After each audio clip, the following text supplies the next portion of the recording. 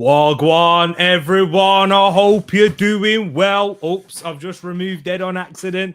My keyboard nearly dropped out of my lap. But I hope you're doing good, people. Welcome to not the Arsenal show, wrong show. Hey, the Premier League preview show. I'm having a mare at the moment. It's been a long week, people. Apologies. But you know what the show this is. You've seen on the title. You've seen the thumbnail. And if it's your first time, hope you're doing well. And yeah, we'll get into it. And you know what? We'll get explaining what this show is. Ed, I'll give you the honours. Okay, so we preview all of the weekend's games or midweek games if we do in a midweek like T did this week by himself. And we do I've just seen Paxton comment about very slightly late improvements being made. So yeah, we are also late often. So yeah, that's something else to bring up. But we do a preview show. We talk you through the injuries, the form, the records, and everything else that was going on in the week. We do a little bit of a dissection of what we think the game's going to be like. But most importantly, I think what everyone loves doing is the predictions. So we go through, we say what we think. We've got a predictions league going. We've got it all in the Discord, how people are getting on. It's all up to date. I've got it as well to drop into the stream at some point later. It's all up to date. So yeah, we do predictions. Say, for example, one of the big games of the weekend is the Merseyside derby. You think that Everton are going to shock the world and beat Liverpool. You drop it in the comments either now and afterwards, or in the comments after the video and in the Discord. If you put them somewhere and let me know, I'll find them. And we've got a running total of how everyone's doing this week. And I'm currently sitting pretty in second with a man that's in the comments there, Paxton, who is top. And I think Moss Sports Talk, Moss is third, I believe, in the rankings from memory. But like I said, yes, it is. It's Moss and my son, my 7-year-old Jacob. He's in there as well. I joined third. It's very close at the top. And like I said, towards the middle of the stream, maybe when Tereak's taking you through some long injury news, I'll get it set up and put it into the stream. But that's what we do. We do previews, predictions, and chats. And every now and again, we have a rant about how James Ward-Prowse is nowhere near as good as David Beckham on free kicks. If you want to know a little bit more about that, you just got to stay tuned and keep following us each week. But I hope you're doing good, people. Let's see what you're saying in the chat right there. G Staffy, hello. King's putting his prediction already, nice and early. Straight in there. I know, right? No messing about, no foreplay, just straight there. Munzi says, "Big up T, hope you're keeping good. Nice to see you there." We got Moss in the place as well. Another one with the prediction straight in there. Hope you're keeping good. Brush in there. David Lee, Paxton, Chino. And G Staffy once again, big up each and every one of you. And Moss, let me just say, by the way, it's not Brazil because Brazil have blue. Yeah, there's blue in Brazil. There's no blue or red or white in the Jamaica flag, the only country in the world. Isn't that right, Ed? True story. Even Jacob will be able to tell you that. It was his fact. Exactly. There you go, people. That's what I like to hear. Exactly. So yeah, it's not Brazil. It's Jamaica and only Jamaica. There you go. And look, even Chino says, as a Man United fan, hate that Jamaican kit. Shake my head. Why did it have to be Arsenal? Exactly. Big up right there. And we also got Mabanga in here as well. Straight with the Arsenal win. M in the place. We'll get one coming up soon, my bro. Don't you worry. We got Bobby in here also. Just a quick hi also to say our wardrobe clashes tonight. But I wear it better. Are you wearing the Jamaica one? Is that what you're wearing, Bobby? Big up yourself, my brother. Wilf is in here as well. People, we're going to get started. And we, you know what? Before we do get started, make sure you hit that link in the description. You know how it is. You know where it is, people. Best new content creator. It closes on Sunday.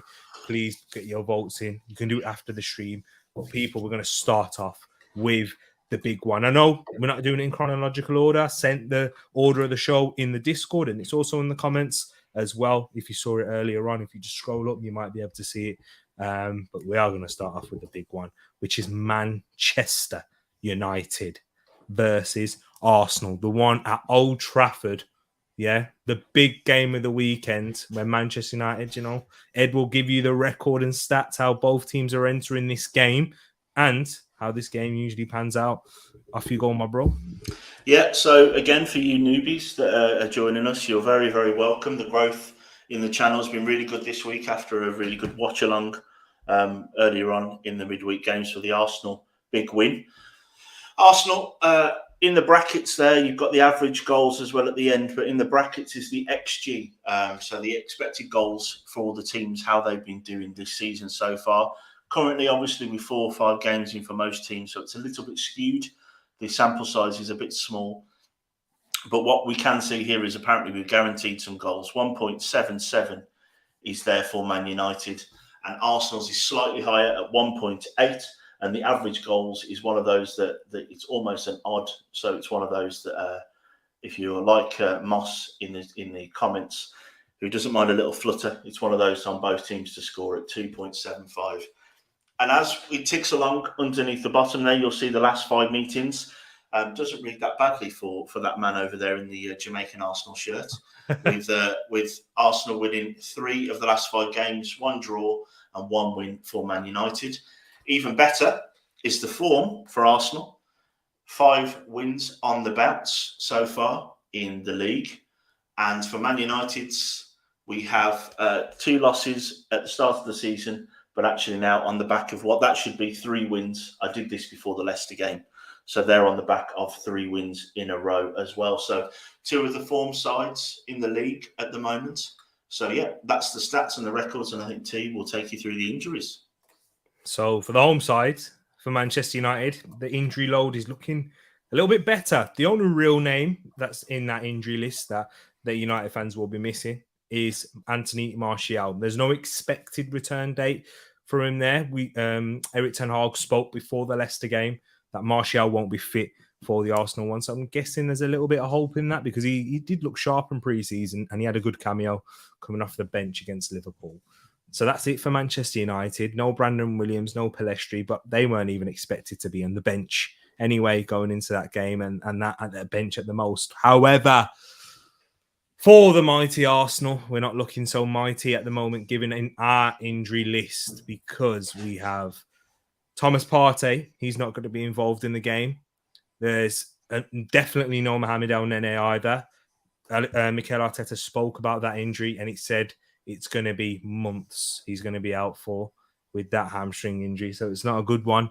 It's a serious one. But Partey, he said it could be weeks, possibly less. So at the earliest, it's going to be a week. So he might return for next week's Premier League game.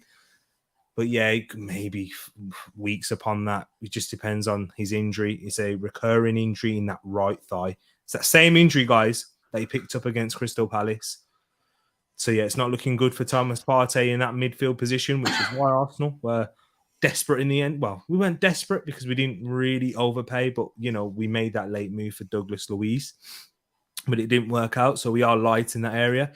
Other doubts in the squad is Alexander Zinchenko, Aaron Ramsdale, and Thomas Partey. With Aaron Ramsdale, he's likely to play. I mean, him and Ødegaard are going to get assessed tomorrow. 2 massive players in part of Arsenal's spine, and you would say core leadership group as well. And you'd say the same for Zinchenko, who's unlikely to play. That if I was to rank the ones who are more likely, just because Ramsdale finished the game, I'd pop him there. Ødegaard came off with a foot injury and it was more impact. So unless there's any damage to the bone or bruising on the bone, he should be fine and he should be able to play. But with Zinchenko, because he had that sprained knee, it's looking less and less likely. And especially with the comments that Arteta came out with saying that he's not been able to train with the team. So that kind of means that, for me, he's been able to train, but not with the team. We've seen pictures of him on the grass and those things. And the last injury, the one that's definitely not going to play, is Reece Nelson. Spent a little bit of time on the injuries there because, I think it's quite big. And guys, it'd be nice to hear your thoughts in the chat. Let me know what you think. I can see plenty of comments in there already. But before we get into those, Ed, my co-host, bro, how you feeling about this game? And what for both sides? Who's the favourites for you? That's the first question. Who's the favourite? Favourites have to be Arsenal, right? The odds are in Arsenal's favour, as in the actual bookies odds. 5 wins on the bounce with the performances you put in. mixing it up a little bit. You've had some blowout wins. You've had some comfortable wins, such as the Bournemouth one, where you probably could have got closer to Liverpool's 9 if you'd have pushed harder. But I think they sort of took the foot off the gas and maybe never really got out of first or second gear in that game. And then, of course, the battling wins, the picking up off the pieces from the Fulham, the mistake. The only thing that Fulham did in that game was capitalise on that mistake to come back, to hold on towards the end. Ramsdale, and then obviously the win in midweek again against Villa. Set back out of nowhere, came back again. For me, it has to be Arsenal, our favourites. But I think if you'd have asked me that question 2 weeks ago, with where we thought Man United were before the Liverpool performance, I reckon it would have been even more that Arsenal were the favourites. Man United at home, Man United on a bounce. Ten Hag system fitting in a little bit more. Some big name players like Ronaldo having to take their time on the bench. Their new signings getting bedded in. Casemiro, of course, being rested or brought on towards the end of the game on yesterday, wasn't it? I think he came on around 60 minutes. So obviously bringing him in will give some steel to that midfield. The midfield could be the key there without Thomas Partey. I think Villa doing very much like what Leicester did with Tielemans in holding on for big money when really I don't think it was right to pay that. And I think Arsenal made the right decision not to. There's no point overpaying for a player that won't maybe push your ceiling much higher than if you'd have or hadn't signed him. So I think the midfield for me is going to be the key battle like it is for a lot of games. But I would say edging Arsenal for me, I think, is the favourites. But with Man United at home, who knows? Who knows? I can't lie. I'm not coming in with confidence, and it's nothing really to do. Not maybe a little bit of element to do with the transfer window if we brought in a Douglas Luiz, but that's not for this game specifically. That's more for the season overall. For this game, the reason why is one, we don't have a good record at Old Trafford. I don't think we've been as good as this, but I've seen worse United teams than this. And we enter Old Trafford where we was competing for the title at that point of the season when Leicester won it. And we capitulated. I know it's a different squad, but it just all links in. Even last season, we were the better team. We were the better team in that game. We was in the ascendancy, but then Manchester United was still able to grab the 3 points. I don't come in with confidence. You can't. And another thing is when you got injuries to your core of your team, whether you're Liverpool, Manchester City, or anyone in the league, if you're missing big players, potentially Ramsdale, Ødegaard, your captain, who has been very influential. We watched the game against Fulham and how important he was in that game. Thomas Partey, who's definitely a big part of the spine and been a reason why we've been able to perform so well. And when Partey and Zinchenko were missing, our performance levels dropped, not dramatically, not to the extent where we missed them last season or missed Partey last season. It dropped to that length, which is a good sign. But in games like this away from home, it's going to be difficult. And also the defense as well in recent weeks, it hasn't been watertight. And with the quality that Manchester United do possess in the final third against a high line, which we saw against Liverpool, and it's going to be a difficult game. The fans are going to be right up for it. Any away game in the Premier League, I don't care who it is, any away game, I think it's difficult. And you have to be at that top level to perform and win. So yeah, I'm not feeling too confident. This is the first time I've said that this season, and yeah, I've just got to be looking at these things, and I'm just looking at it in a overall sense. However, I don't think we're going to lose because I don't think Manchester United are quite there. Like, because of the level and the confidence that our players will be going into this game. And I don't think Manchester United, their defence, a lot has been spoken about that, kept 2 clean sheets out of 3, Varane and Martinez, that they've got a settled back 5 now. But I saw areas of weakness. Yesterday, Leicester are shocking. They were causing issues against them. I was watching the game and it's just Leicester just so poor in their finishing. Jamie Vardy provided nothing for them up top. I think Jesus will, even if he doesn't score, he'll give us something in that game. I think we will dominate possession and they will try and hit on the counter. And I think that's that's what their game, that suits them a little bit more with the players that they have. Rashford, he's not a ball dominant player where you need him to break you down. He's not intelligent in that football sense. That's not his game. This is why he thrived under Ole Gunnar Solskjaer, running in behind, space in there, getting that lucky shot, maybe getting a 1v1 like he did against Liverpool and seeing it there. But yeah, even once again, when I've seen Manchester United have injuries, we've still not been able to put them to bed. And I'm not confident of a win, but I'm quite confident that we won't lose this game. So in terms of my prediction, I'll go first because I kind of led with it. I'm going to go for a 2-2 draw in this one. I'm going for Manchester United 2, Arsenal 2. Yeah. For the neutrals. Well, shall I tell you mine before you go through the TTFs? Yep, go on. I'm going Arsenal to win 3-1. 3-1. Why do you see that? Why? Is it more to do with Arsenal or Manchester United, or a little bit of both? Well, it's both. Without trying to sound like not giving an opinion, but the jury is still way over there for me on that Martinez. I'm not overly. I'm not convinced he's 5'9" either. From watching him on the pitch, he's a bit like one of the point guards in basketball that says he's 6 foot, and I think they're actually shorter than me. They're just 6 foot in basketball shoes. I have serious concerns. I don't want to be right about it because I know a lot of people are talking about his heart and diving in and stuff, but I think that can take you so far against class opposition. But I think Gabriel Jesus, if what some of the other centre forwards have done to him, and don't talk to him about the Southampton game last week when everyone was raving about it. He was definitely at fault for a couple of their chances, and there was one part where the Che Adams one, he got man of the match in that. Yeah, that I didn't understand that, but we'll take it from there. But I just see this Arsenal attack. This is hinging on the fact that I think Odegaard needs to start because I do think he's the fulcrum to letting everyone else tick. But I think that front three of Saka, Martinelli, and Jesus is too much for that Man United defence right now. Personally, I think Martinelli could have Dalot on toast. I don't think either of the left backs that Man United can put up can handle Saka on his day. And I think Jesus will peel off towards Martinez and try and play an old-fashioned centre-forward type role and bring in the players behind him. So for me, that's why I'm going for goals, and I'm thinking that Arsenal will. I think you're speaking from experience, and I understand that, but I think the form as they're going, I don't think you can take a lot from Man United's performances compared to what you can take from Arsenal's right now. Arsenal are very much at the end of their rebuild.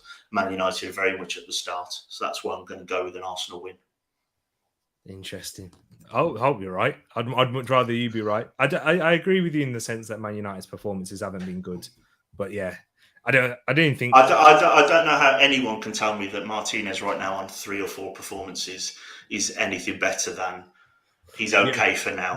Bro, I've been taking a lot of stick and heat for literally for what he's done against, We had this with Maguire, let's not forget. Everyone thought he was the best thing since sliced bread for a few games when he first moved to Man United, and now he's the meme.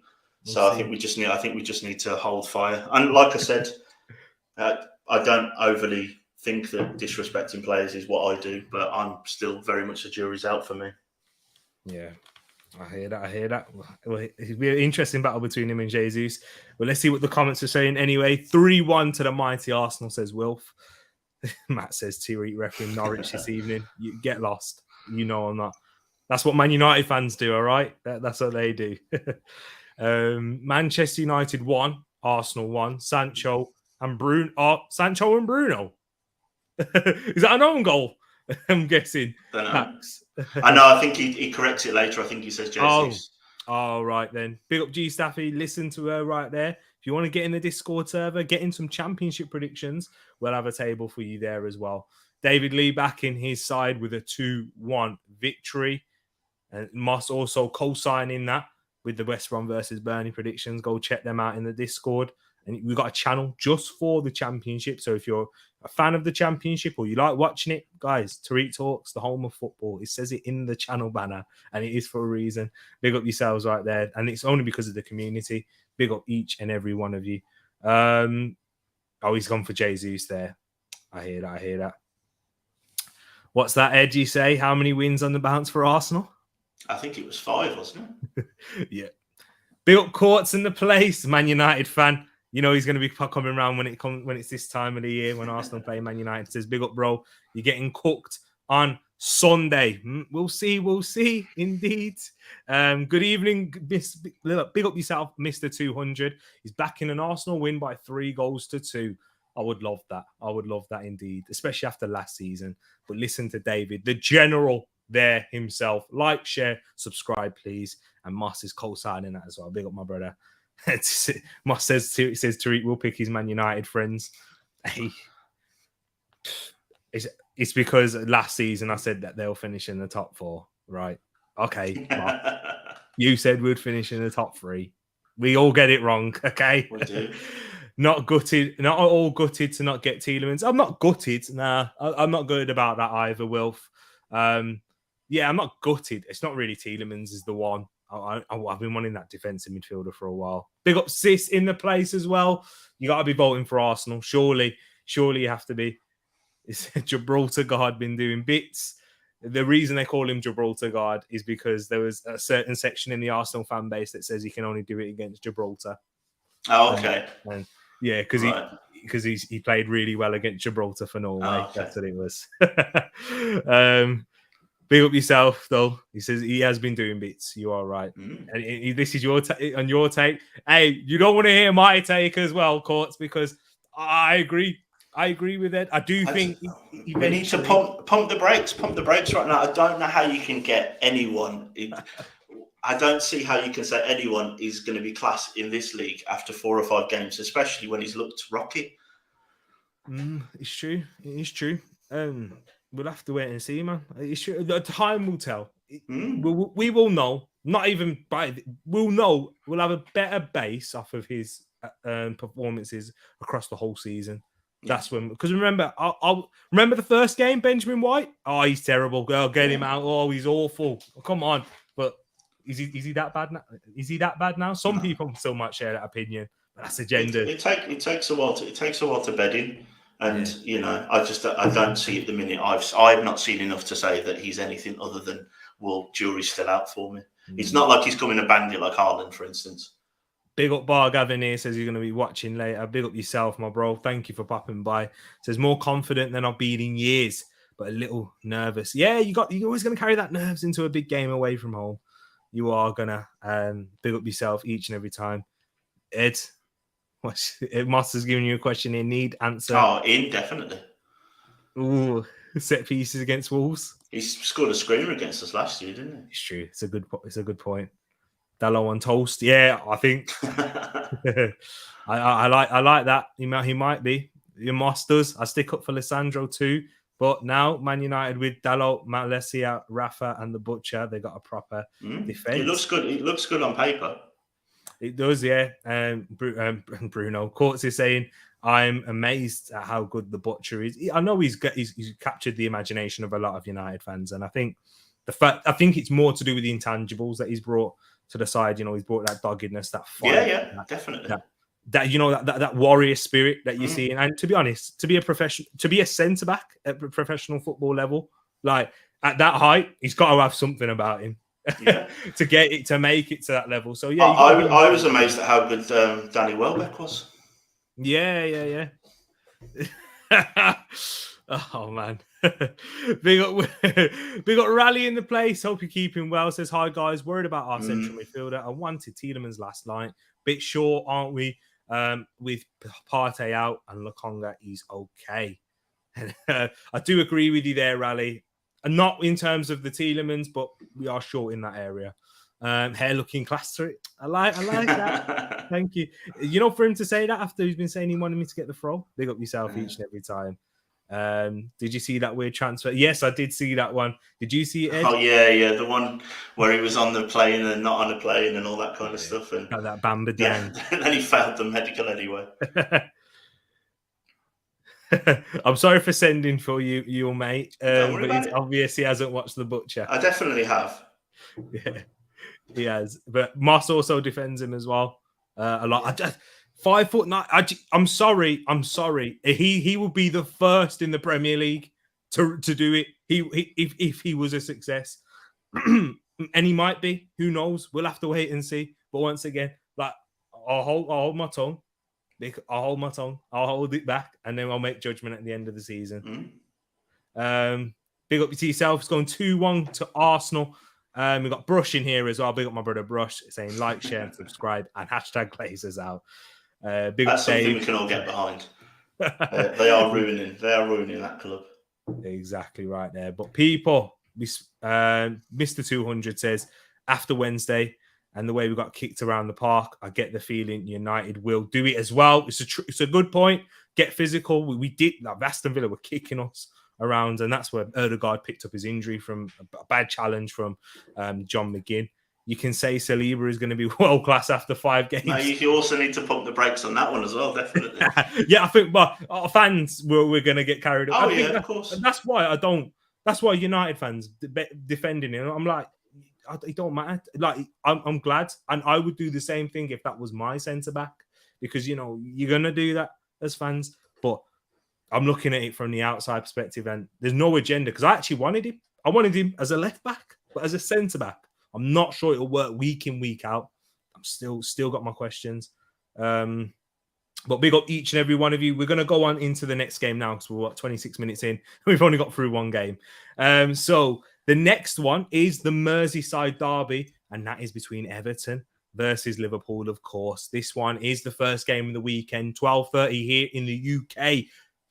On BT Sport, if you watch it. I'm just giving them a plug for nothing. But yeah, if you want to watch it there. But yeah, Ed, hit us with the records and stats for this one, bro. Yeah, so the Merseyside derby there, we've got the XG in the brackets there, quite close. I think, like I said, there are, when you look at the Wolves XG later on, when you see the actual chances and the fact that we don't look like scoring, they are very skewed at the minute, but 1.79 for Everton and 2.01 for Liverpool. And the average goals there of 2.5 expected for the game. And the last 5 meetings ticking along there at the bottom. Everton have lost the last 2 after winning 3 fixtures ago and 2 draws. So on the face of it, Liverpool coming in with 2 wins on the bounce, but obviously before that there was an unbeaten run for Everton. And if we look at the form of both 2 teams, if we start with the home team, Everton, there's a lot of draws in there. 3 draws, 1 win and a loss. And that win, I believe, was in the League Cup. And for Liverpool, if we find that there, we've got on the back of a shaky start with a couple of draws and a loss to an impressive-looking Man United. Then they're on the back of 2 wins, which, of course, includes a 9-0 and a last-gasp winner with an incredible assist for Salah, saving my FPL off his shoulders and back or wherever else it hit off to get some points out of nowhere towards the end of the game. So they're on the back of 2 wins as well. Yeah, we was very fortunate in that. But speaking of fortune, it goes down from there for both sides in terms of the injury front. Of course, no Dominic Calvert-Lewin. He's expected to return this month.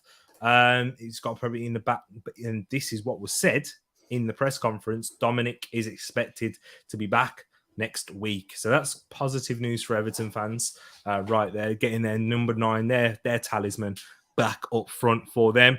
They're also going to be missing Abdoulaye Doucouré, Yerry Mina, Ben Godfrey, Mason Holgate, and of course, Andros Townsend as well. So some key players in there for Everton that are going to be missing, but maybe we might see the introduction of new signings like James Garner, for example. He's been signed. Who else? Was anyone else signed for Everton on deadline day?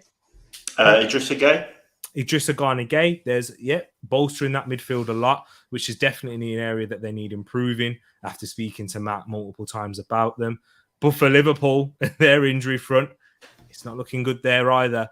Ibrahim Konate out, Kevin Kelleher out, Arthur Melo, their new signing, is that he won't have his international clearance, and he will not happen until tomorrow. So they hope he'll be fine for Napoli. So he's not going to be ready for that game there. Of course, Thiago, still a doubt. And this is the latest quotes on that. Thiago is the closest from all of them. I think he will be at the start of next week. He will be training with the team. So might not be. I don't expect him to be fit for that game. Diogo will be in as well. He trained with the team yesterday. This is in terms of Jota, and he will train today. So he could make an appearance on the bench. The return of Darwin Núñez, though, that's some positive news for them. No Jordan Henderson, who is missing with an injury. And they're waiting for an MRI scan. So he's definitely out, but they don't know the extent of that there. So that's another injury for Liverpool in that area. And of course, no Alex Oxlade-Chamberlain, no Calvin Ramsey, and no Naby Keita either. So the injury front the injuries aren't really, they seem like they're easing up, but then there's another one who goes and gets injured in their place.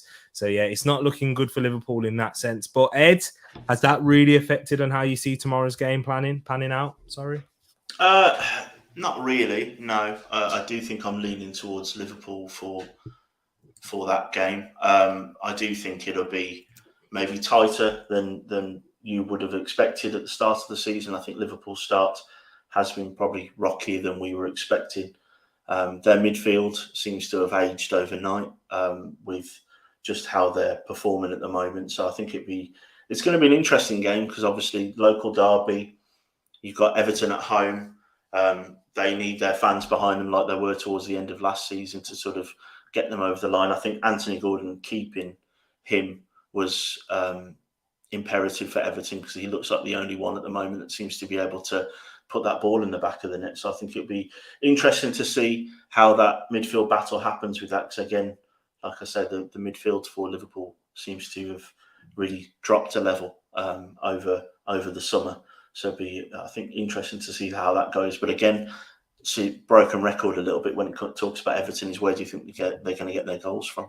It's true. And what I would say this game is going to be more of, I know there's a lot of passion and there's going to be a lot of intensity involved, which will make it a good watch even for a 12:30 game. They usually don't really carry that much, intensity at that start of the game because, the fans aren't usually up for it. It's a bit early. The fans haven't been able to get their drinks in at that time, or the players, it's a very early start on a weekend, but because it's the Merseyside derby, they'll be up for it. The fans will, the players will, both sets will.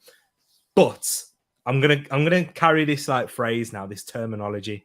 I think this game will be decided in both boxes, and the terminology I'm going to go with is battle of the boxes. I think that's what we've seen in quite a lot of games. And when we get to Spurs, I think that's where they have done all right so far this season.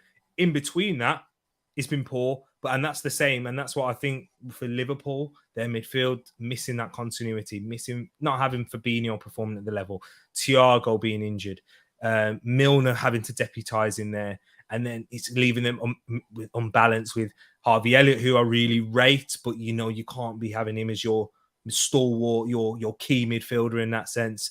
So it's pretty difficult, and that's why they signed Arthur Melo in desperation of that loan deal at the end of the window.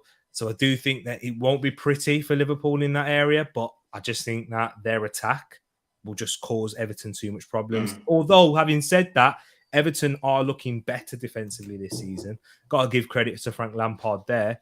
He does seem to make them a bit more solid and give them a stronger foundation to build from.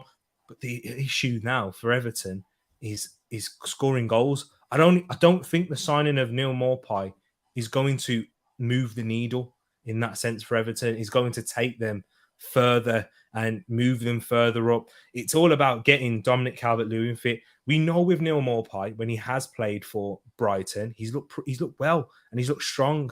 But it's all about it's all about putting the ball in the back of the net.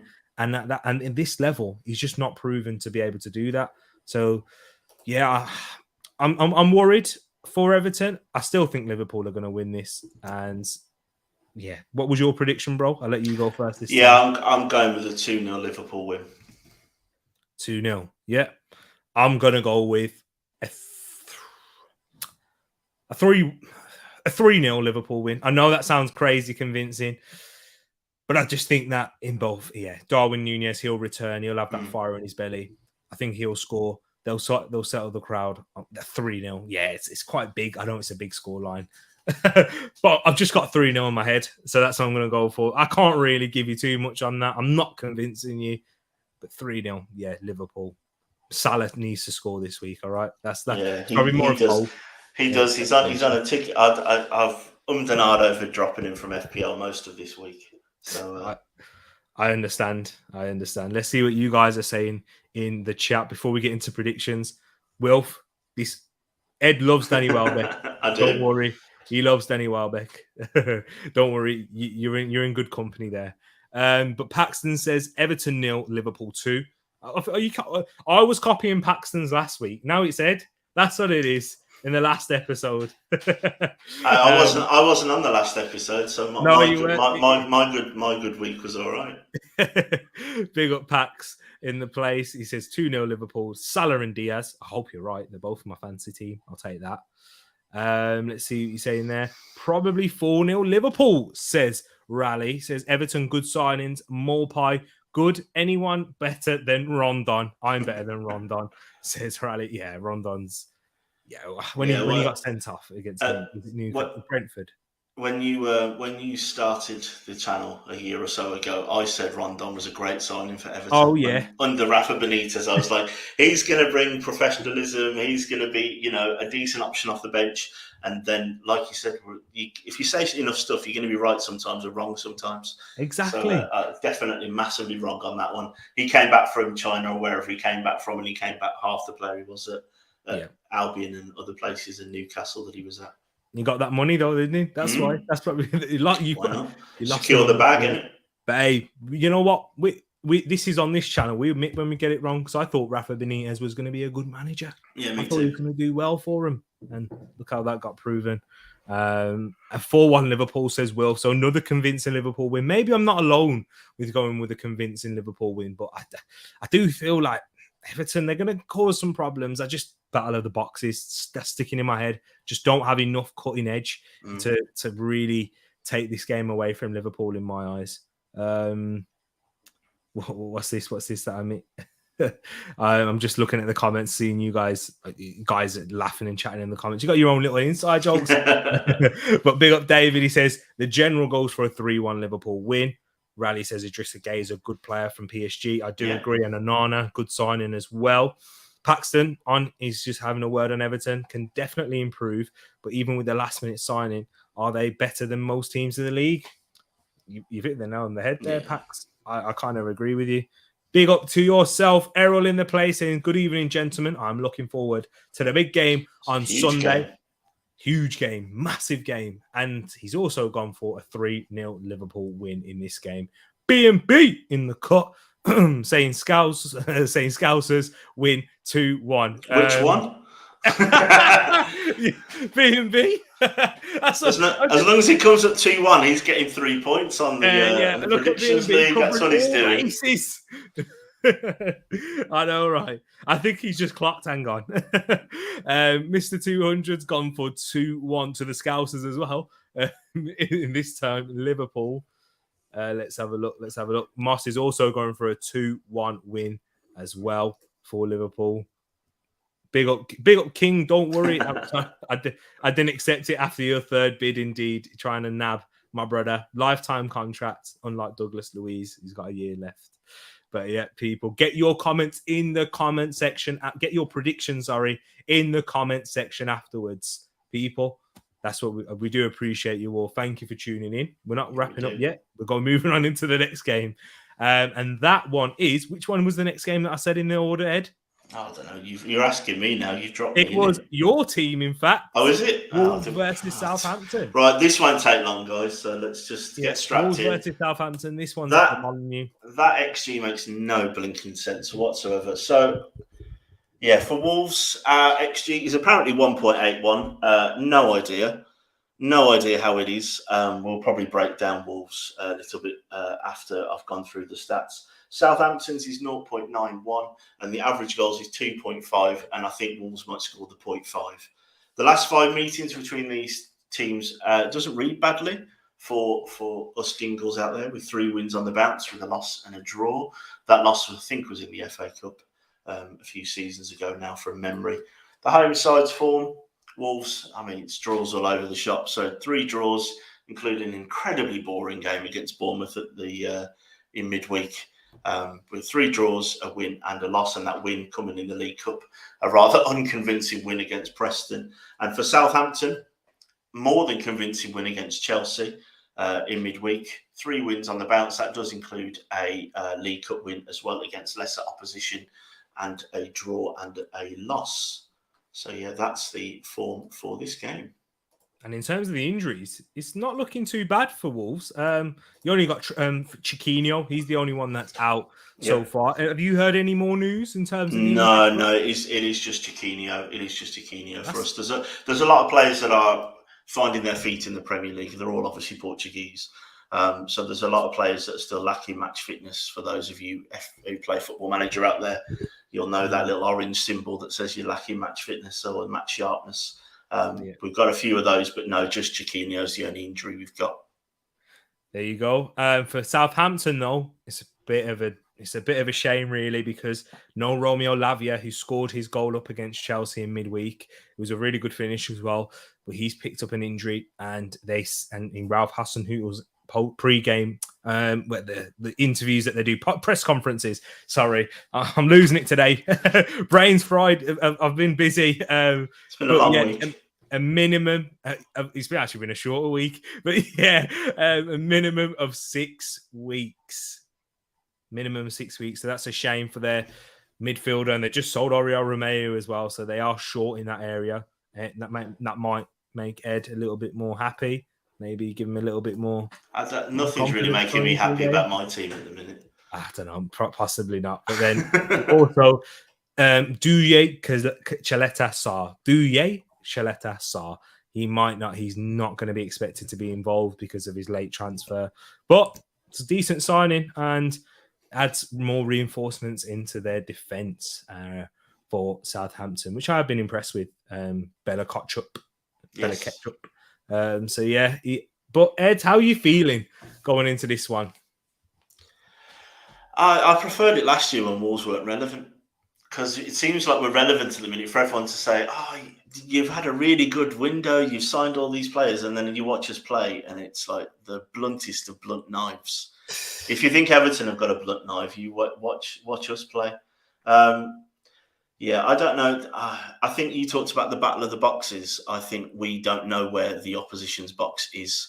I think that'll be really interesting. I'm not overly convinced of our manager. I did say that towards the end of last season as well. We are on the back of, I think, 12 games on without a win in the Premier League. It's obviously stretching back to last season. I think B&B's put in there about me scamming the XG. I think it's because we only create 1 or 2 chances in every game, and all of them probably should go in, but we just don't score. So yeah, it's. I'm hoping it's one of those that at some point it'll come good. Yeah. I think our midfield is class again on paper, but football's not paid on paper. We've got Raul does not look like he was before the Arsenal game. But we are talking a long, long time ago now for that as well. So either we get the new guy in, Sasha, what's his face? Kaladzic, is it? Am I saying it right? Kaladzic. Yep. Couldn't remember his name. Either he comes in and sort of he looks like a Raul replacement, sort of a total centre forward, as they call them. So ones that get involved in the build-up play and in the box as well. So hopefully it does come good. We've got Matthias Nunes looks brilliant from what I've seen. He rattled the bar against Bournemouth, who set 10 men behind the ball in midweek, but they were always going to do that after losing 9-0. But it's infuriating at the minute, because you see the team lineup and you think that should be easy enough to walk, top 10 in the Premier League, and right now we sit bottom but one, is it, with a couple of draws. Unless we score a worldie, we don't look like scoring. So it's really frustrating at the moment. Really, really frustrating. How do you see this game going? Oh. Well, Southampton. the Southampton news does sound better for me. I didn't know their injuries were quite as bad as they were, so I'm hoping we'll at least get a goal in this game. I'm going to continue to back my boys and go with a 1-0 win and hope that we grind something out with this. Yeah, I hear that, and do you know what? I do think you have scope to be not pessimistic, optimistic going into this season for Wolves, because the displays have looked good. You know, you've looked really good in the midfield, how you progressing the ball from deep in transition, the technical ability that they all possess in Neves, Matinho, Nunes as well. Did you get that Boubacar Traore over the line? Yeah, we did. He's over the line. He looks like a Yeah. defensive midfielder of like the old-fashioned variety by the looks of it. He's very strong, athletic, breaks the play up. I'm hoping that means that Neves will be 10 yards further forward to impact the game a little bit more. And just to answer your question, Rally, yes, it is at the Molyneux this week, so it is down. So you've got to look at it in that sense, and you've got to take the positives. Of course, the big glaring area of improvement is putting that ball in the back of the net. Raul Jimenez, he looks better. He looks like he's gradually getting there with confidence. I do think the injury at the start of the season's kind of made it. I think it's given Wolves fans that false illusion. Oh, he's just completely finished now. I think it's easy to say that because he's not. He had that knock and it interrupted his pre-season at the start. Towards the end, sorry, and you weren't really able to carry that in. And he had a good performance. Well, he scored a goal against Preston, but then he's still getting up to that match level and that speed in the Premier League. I do think he'll eventually be fine. Neto, another one, just getting him in those dangerous areas. If you can do that, just get him out when he's out on the left or on the right. Just get him as close to that box as possible. He will work. There's a lot of players that are a few games more away from that match fitness, that match sharpness. So Guedes, obviously, we brought in Nunes. We've got Neto coming back from a massive injury. Raul coming back from another knock. You know, we have all of those players. The back four look brilliant. The centre backs. If Max Kilman isn't in at least a preliminary squad for England, then Southgate is not doing his due diligence. That man made Mitrovic look completely inept in the game that I watched live. And if you looked at what Mitrovic has done before and after that game, he is top class and he's probably one of those players that will go under the radar. He's the best centre-back we've had since Lescott, for me personally, and that's going back quite a while now. Massive shout. So, yeah, man, I definitely hear what you're saying, and totally.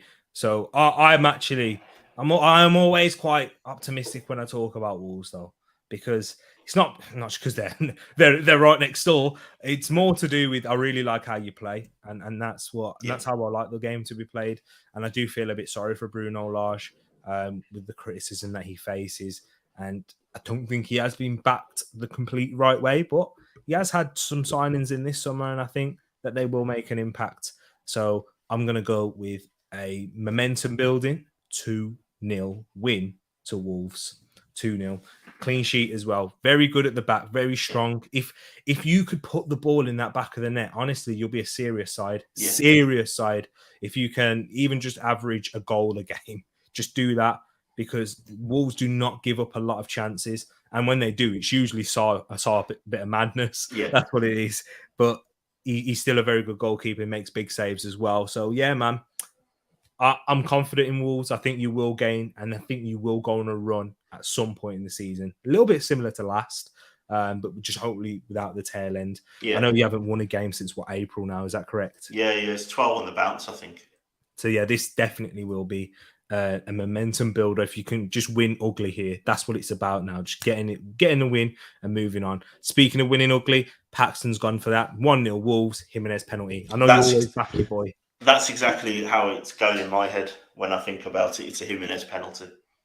Solo says, built my brother Errol, says 1-1 in this game. Draw all day. You might be right. You might be right. It's still scamming the XG, says B&B. When it comes to Wolves, he's cooking them. He's cooking them books. 1-1, says Wilf there. Rally says, going 2-1 Southampton, even though Guedes and Neto are really good. Top players. Guedes from Valencia, and Rally's been keeping a keen eye on him as he's watched a lot of European footy. Watch out for Guedes and Isak they will impress. I hope so. Yeah, and Guedes, he's not had a good past 3 seasons at Valencia, but that's also in tandem with how Valencia have been of late as well. So it's pretty difficult to judge him there. Mukhtar giving his prediction or hers. Big up yourself, Mukhtar, in the place, saying a 2-2 draw right there. Big up yourself each and every time. This Wolves team needs to learn how to score fast. Not so fully convinced about this manager. If they do put the ball in the back of the net, I think he'll receive a lot more credit. It's like when people criticize, I mention him in every stream. I'm not going to mention his name. You know what I'm talking about, don't you, Ed? A certain Brighton manager. Yes. Yeah. It's all about the XG monster, doesn't it? It looks like Wolves are it this year. Exactly. There you go. So 2-1 Wolves, says Moss. Wolves just too good to go back-to-back 0-0s. Get the win here, 2-1. Well, B&B, they haven't won a game since April, so they're not too good for that, I'm sure. But yeah, I'm backing Wolves as well. So I don't know what I'm doing. I'm here being optimistic, and then I'm just there pouring salt in Ed's wound. You don't know what to expect of me. 2-1 Wolves, but Ainsley Maitland-Niles to bang in his first game. I forgot about that. Ainsley Maitland-Niles. Yeah. He'll most likely play in that midfield spot for them. Traore is nice. Is he from Mali? Is he Mali? Yeah, he's Mali. 21-year-old. He's got 9 or so caps. So I think we're waiting for his work permit, but he's obviously capped and stuff, so it'll be fine. And Rally's asking how you feeling about keeping Ruben Neves. Did you expect to keep him? Not well. Towards the end of last year, I was saying if we had him, it would be a miracle. So it is a miracle. I don't quite know how we've kept hold of him for this long. Full stop. Personally, I just think he's far too good for our team. Watching him live for the first time, like I did a couple of weeks ago, there's nothing this bloke can't do, and he's a lot more mobile than I gave him credit as well. He's far. Sometimes watching that game at midweek, 0-0, the draw against Bournemouth, I felt sorry that he was stuck in our team. That's how good I think he is. You see, I fell in love with Neves when I watched him first time as well. Honestly, he's ridiculously good. He sees things when you were sat at home watching TV. I don't think you really appreciate it. Like I didn't, certainly. And then when you see the passes that he makes, those are the ones that I mean, where you don't really appreciate it. But when you're sat in the stadium and you see how difficult it is, you're like, oh, how has he been able to spot that pass from there? But just before we get into that one, Mr. 200, big up yourself when you're watching this afterwards. Hope you're keeping good, man. And Tish has got you working hard with the step challenge. That's what we like to hear. But Rally has also asked you here, bro. Thoughts on Willy Bolly not turning up to the stadium and moving to Forest? Bet that was annoying for Wolves fans. Was it a bitter ending to, a player that you greatly appreciated at one point? Yeah, I think it's wound up a lot more Wolves fans than it would wind up me. I get it from a certain point of view. He was probably, until Kilman came through, the best centre-back we've had for a very long time. The long COVID stuff kind of really did drop off for him. He really didn't look the same since. But I get it. I get not turning up because he wanted to move. He's been trying to move for a while. It's their job, isn't it, at the end of the day? And he wants to play. He wants to get in. It's not the best way to deal with it. But you kind of, it's a very short career for footballers, isn't it? He's 30. He's got one more move in him really to sort of prove that he can play at this level. So I get it, but yeah, it is a sort of a bittersweet ending because it's sort of, he was so integral to our promotion season 5 years ago, and the first season in the Premier League he looked incredible, and the COVID season, and then obviously the actual illness itself has really hampered him. So it's a bitter pill to swallow, but part of me also understands it. It's his last chance of top flight football probably, and if he can prove that he's capable of playing at Forest in any kind of capacity, it maybe gives him one more move to a relatively high club, even if it's in a different country. So I get it, but it's not the best way to deal with it. Yeah, there you go then. Do you see what I'm saying there? But do a win, says B&B. Hope so. Big up Aled, in the place. Love boys, the best channel going. This underrated, big time. Love the tactic. Hey, big up yourself. And no worries, Rally. You know what? This is the community that we have here, man. And you're a big part now. And since you came into the channel, you've been wonderful, man. So yeah, man, big up yourself and each and every one of you that contributes, whether you like, whether you're just watching, get in the comments. You're all amazing. And continue to do that, people, as we move on to the next game, which is Nottingham Forest versus Bournemouth. This one here at the City Ground. Is it still called the City Ground? Yes. Yeah. At the City Ground. Yeah, they've got no sponsor on their shirt, so why would they have one on the stadium?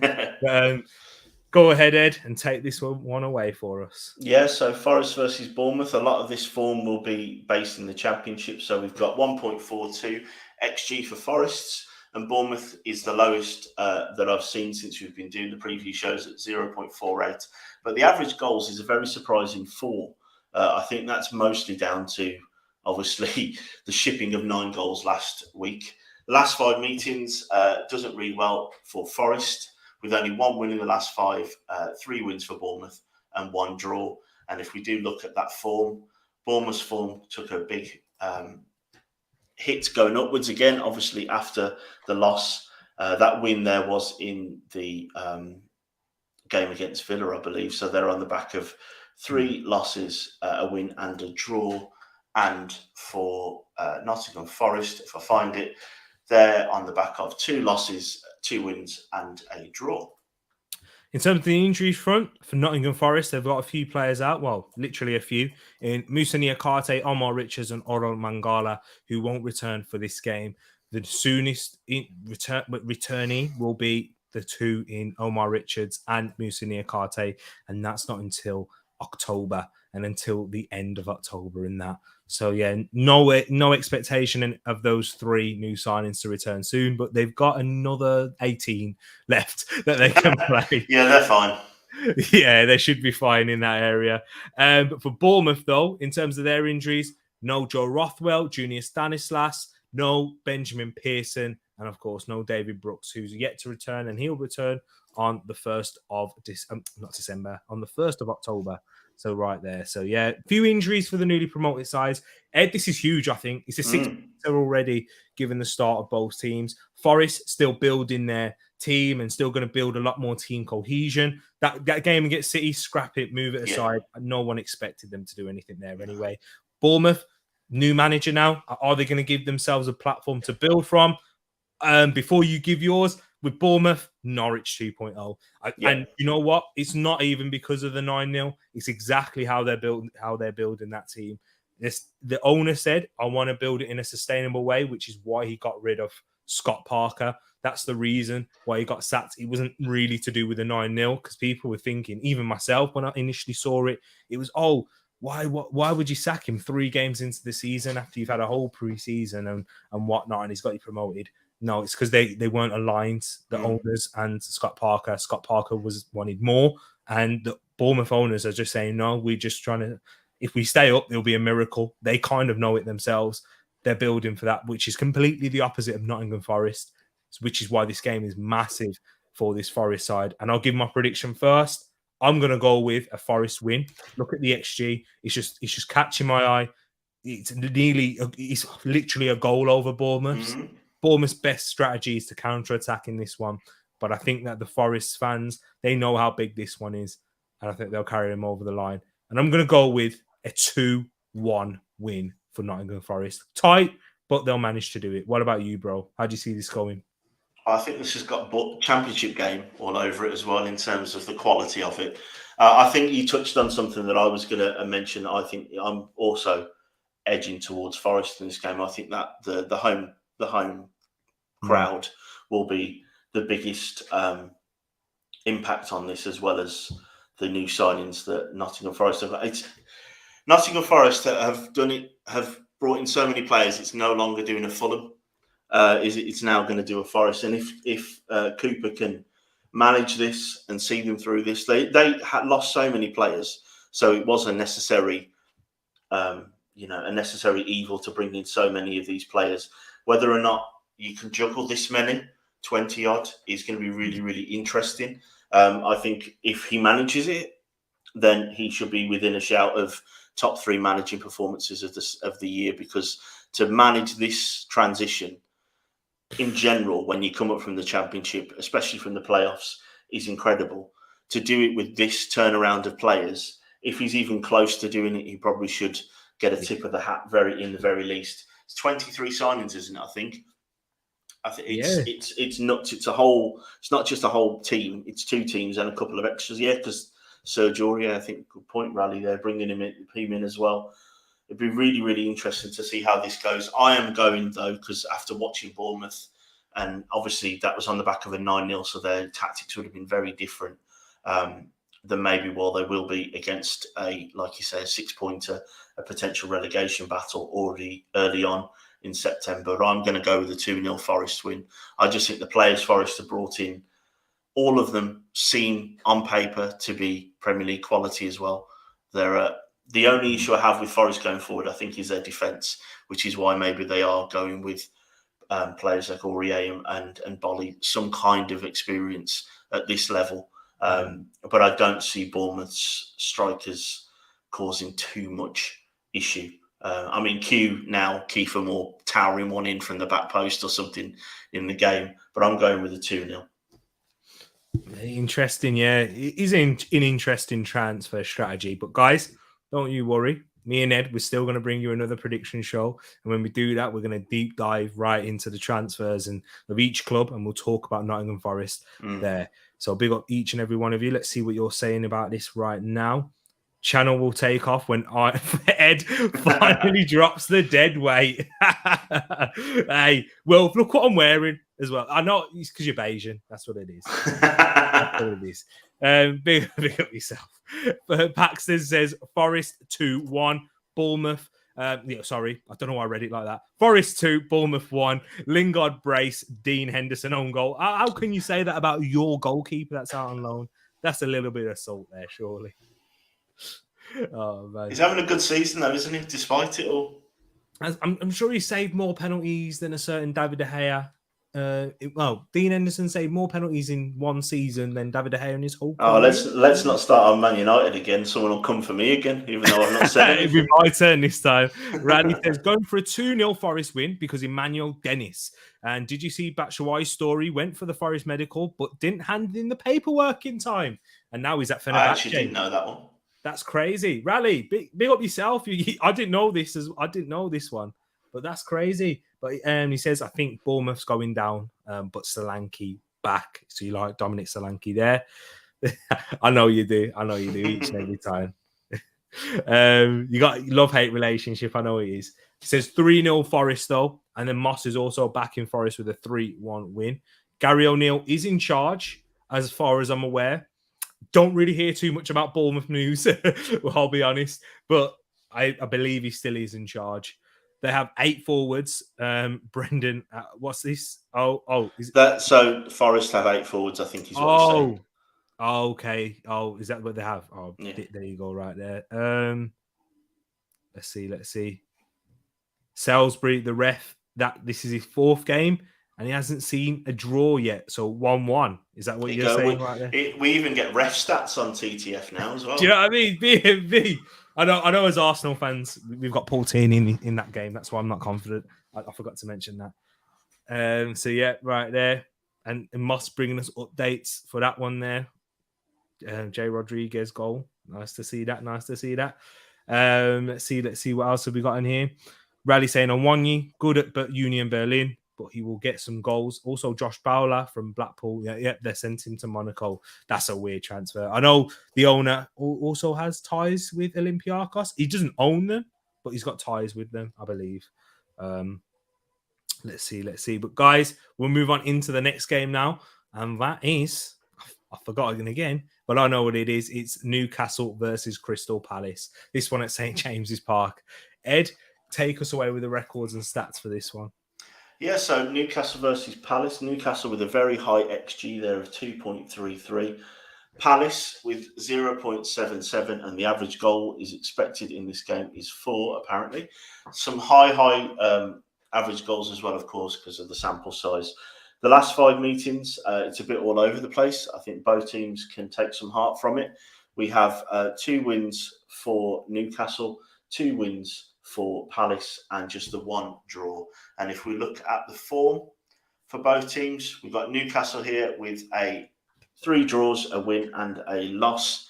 And we also have for Palace, when I can find them on the sheets, because they're down as Palace instead of Crystal Palace, they have got 2 wins, 2 draws, and a loss for that game. So very similar form, despite the fact that the stats and the XG seem to be pushing Newcastle's favour. There we go, right there. In terms of the injury front for Newcastle, it's not looking good for them either. They've got no John Joe Shelby, no Callum Wilson in this game. So and it's looking like a major doubt for Alan St. Maximin and no Emil Kraft. However, it looks like Alexander Isak will be fit. He picked up a dead leg up against Liverpool, but he should be good for this one. He didn't really train much going into that, and he looks like a real good player. Bruno Guimaraes, close, but they're not quite, and it wasn't quite serious, the injury, so they should be available for this weekend. Possibly St. Maximin and Bruno Guimaraes. We'll have to see. They're massive, massive players for what Eddie Howe's trying to build there. And Jamal Lascelles, he will be back as he picked up cramp in that Liverpool game. For Crystal Palace, though, what we're looking at is no Nathan Ferguson, no Jack Butland, no James MacArthur, and no James Tompkins. The 2 Jameses for Crystal Palace, they've been out with an injury and there's no expected return date for them. But Will Hughes is expected to be back as well. So that'll bolster their midfield a little bit more. In terms of this one, did I give my prediction last?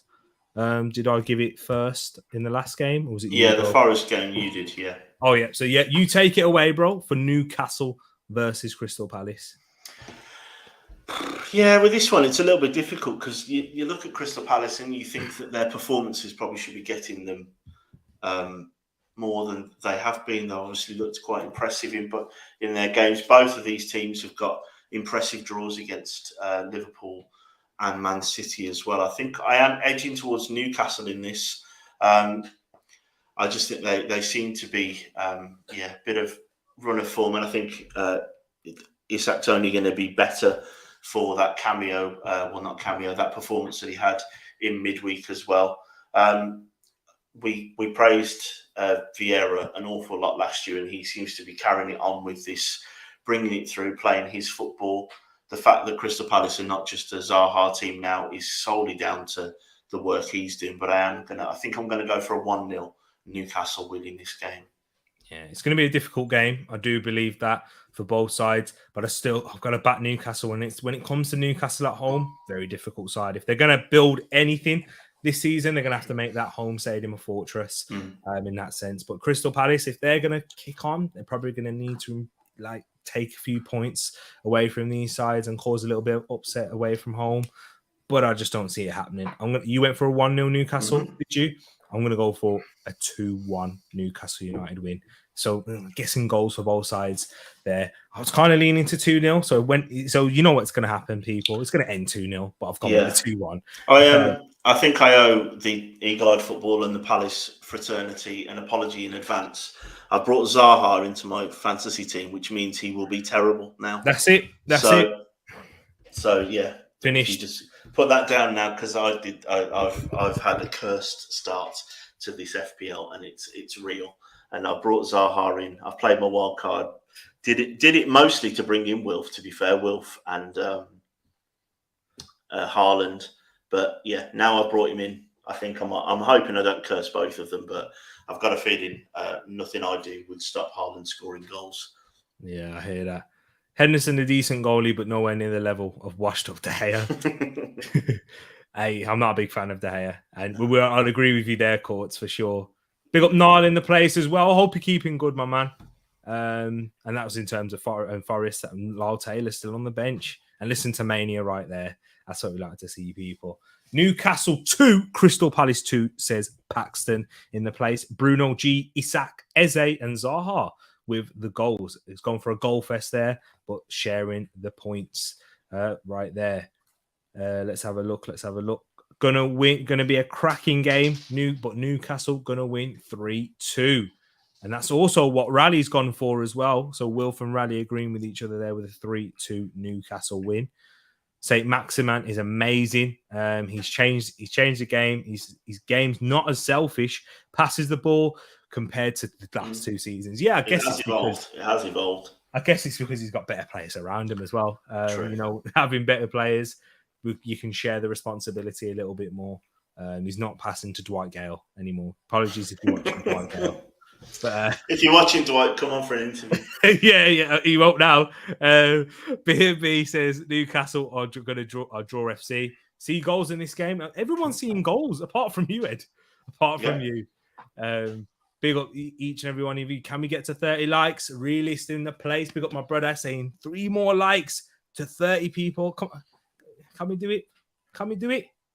I let you guys answer that one. I let you guys answer it. Big up yourselves each and every time. Zaha probably, yep, exactly. That's exactly what's happening, Rally. When it comes to Ed and fancy football, it's not been a great start. It hasn't. A bit like his team Wolves. Moss has gone for 2-1 Newcastle. Sorry, Rich. Normally Eagles would crush a Magpie. That's my favourite comment ever. No, right. Oh, man. Apologies if you like Magpies here, guys. Not this time. I've never had an opinion on a Magpie before, but now that's all I'm ever going to think of. Big up, Moss, man. Dwight Gale. You see, Rally's over here with the facts, man. Hey, Paxton and Rally are the facts, man. Stat man, and honestly, you guys are great. I didn't even know that. Is he? No. Stoke, possibly. Yeah, I'm telling you, you guys are better than me. You guys. He's a championship striker, isn't he? So yeah, exactly that. We'll move on into the next game, which is Tottenham Hotspur. Arsenal fans, stay. Don't worry, don't. But we're going to be talking about Tottenham Hotspur versus Fulham. And Ed, can you give us Arsenal fans some hope of Fulham grabbing anything at the Tottenham Stadium? Not from the stats, no. Oh. Not from the form of the last 5 meetings. So if you see that on the ticker underneath, Spurs are unbeaten in 5, and I think that unbeaten run goes on for a little bit longer than that as well. And the XG, 1.46 for Spurs and 0.95 for Fulham. And the average goals there's one of the lowest of the weekend at 2.25. And if we look at the form of both teams, and I know you do have an interesting take on Spurs team that you probably want to dive into on this game. Spurs form unbeaten in 5, same as Arsenal, but there's obviously a couple of draws in there. That's for you, Wilf. So not quite the same. 3 wins and 2 draws, and of course the last draw was against West Ham in midweek. And for Fulham, one of the draws will be a boring 0-0 that I went to see. Would be there with 2 losses and 2 wins. They are, of course, on the back of quite an impressive win in midweek. They beat Brighton, I think, if I remember rightly. Yep, you are right. Yep. Correct. Yep. So, the form guide in terms of between these 2 teams definitely in Spurs' favour, but Fulham have, I think, impressed this season. Definitely have impressed. And in terms of the injuries front for Tottenham, they've got 2 players returning. They're 2 South Americans in Rodrigo Bentancur, the Uruguayan, recovering from that concussion that he suffered, which caused him to miss the West Ham game. And Christian Romero, that's a big inclusion for them into that backside. So Romero, he was in training, but they just wanted to be a bit more cautious with him. So because it was a muscular injury in the groin area. So now he's back and he's fit. So that's good. But no Brian Hill and no Lucas Moura. So probably a little bit light in that right wing position, but Kulusevski's not going to be shifted from there anyway. For Fulham, who had a busy transfer deadline day as well, bringing in Willian, Liven, Kuzawa, and there was one more. Rally, you're great for this. Rally, let me know the other Fulham player was Carlos Vinicius. You mentioned it earlier. Yeah. Yes, I remember now. Big up yourself, Rally, and it's because of you that I got that, because I sort of remember your comment. But yeah, for Fulham, no Harry Wilson. No Manor Solomon, but Shane Duffy could return because he was ineligible to face his parent club. Ed, it's my turn, isn't it? So Spurs, battle of the boxes, as I say. This one, their midfield is poor. Even in the first 11, when I think they're all going to be ready and they're fit, poor. Everybody was getting really excited about the Yves Bissouma transfer, and yes, it's one game. He had a very poor game against West Ham, and even a lot of Spurs fans were saying that. I don't think that their midfield has improved. I really don't think that. I think what Yves Bissouma will give them is depth. I don't think he raises the level of that midfield. He's not a level raiser, and that's kind of like when you were talking about Douglas Luiz. Like, Arsenal aren't going to spend and aren't going to break the bank for him because he's not going to raise that level. And the reason that is, it's not because I don't think Bissouma is a good player.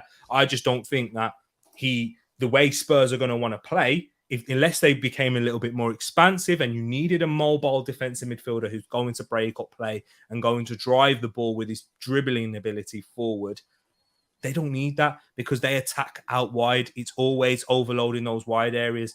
Ed can back me up on this. Watching a three at the back system, that's what you're going to get, or that's where you're going to go because you're taking players from that central area to put them in at the back, and you're going to be having those wing backs and giving them the license to push on and go forward.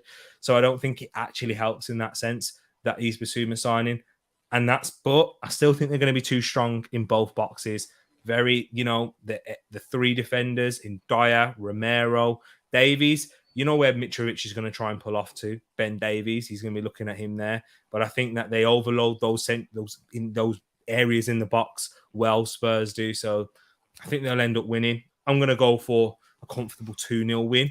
I don't think it'll be a great game to watch. I mean, don't be looking forward to this game on the 3 o'clocks on Saturday. But I think, having said that now, watch it could be a 4-2 win or something like that. But yeah, I think Spurs are going to edge it. Probably a little bit too much for Fulham for their great start, and they're going to try and want to bed in a few new players. So yeah, I'm going to say 2-0 Spurs.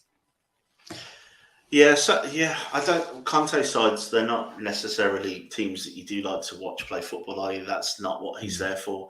He's not there for you to enjoy it. He's there for you to win, and win the win now mode that we keep talking about now. So be interesting. I'm backing Fulham to pick up a draw in this game. I'm going with the 1-1. I think Mitrovic can cause some trouble with that back line. They're very physical. They're a very physical back line, but I think Mitrovic is probably more physical. I think Pereira is probably going to be the busiest midfielder in that game. I see him causing some trouble. I'm completely with you on the Bissouma. He looked good for Brighton, but Brighton, it's not the same kind of system, not the same kind of role that he's going to be playing under Conte. So I'm going with the 1-1 in this game. I see Fulham being busy. I see Fulham defending deep, trying to. No one's going to want the ball in this game. So I think for me, with that, you've got the Conte system all about on the break. I'm thinking that Fulham won't let them break on them. And I think it's going to be very similar to how Arsenal had to probe. But I think Arsenal have the players that can do that. My team is a counter-attacking team. I watched us play. We didn't probe against Fulham. It was really difficult because they sat back. So I'm going with the 1-1 with this one. 1-1 there. Hey, this is why Wilf says that, I'm the dead weight. You're playing right into the hearts of Arsenal fans. But I hate what you're saying because they don't Liverpool. Fulham won't want the ball in this one. And that doesn't suit Spurs. Spurs want to come up against a side who's going to want the ball. But I just think that Spurs will grab an early goal and make it difficult. Yeah, obviously, Son, we're still waiting for him to start this season. Kane, obviously, unbelievable. Kulusevski, again, unbelievable, especially the way he started the season. So it could very well just be an early goal for Spurs and then it's all done and dusted. But I just have an inkling that maybe Fulham will be able to frustrate, hold them off. And I think this being I just see it being a little bit of an edgy game. Fulham don't mind sort of playing the time-wasting tactics away from home, doing anything they can, the dark arts to sort of keep it all going.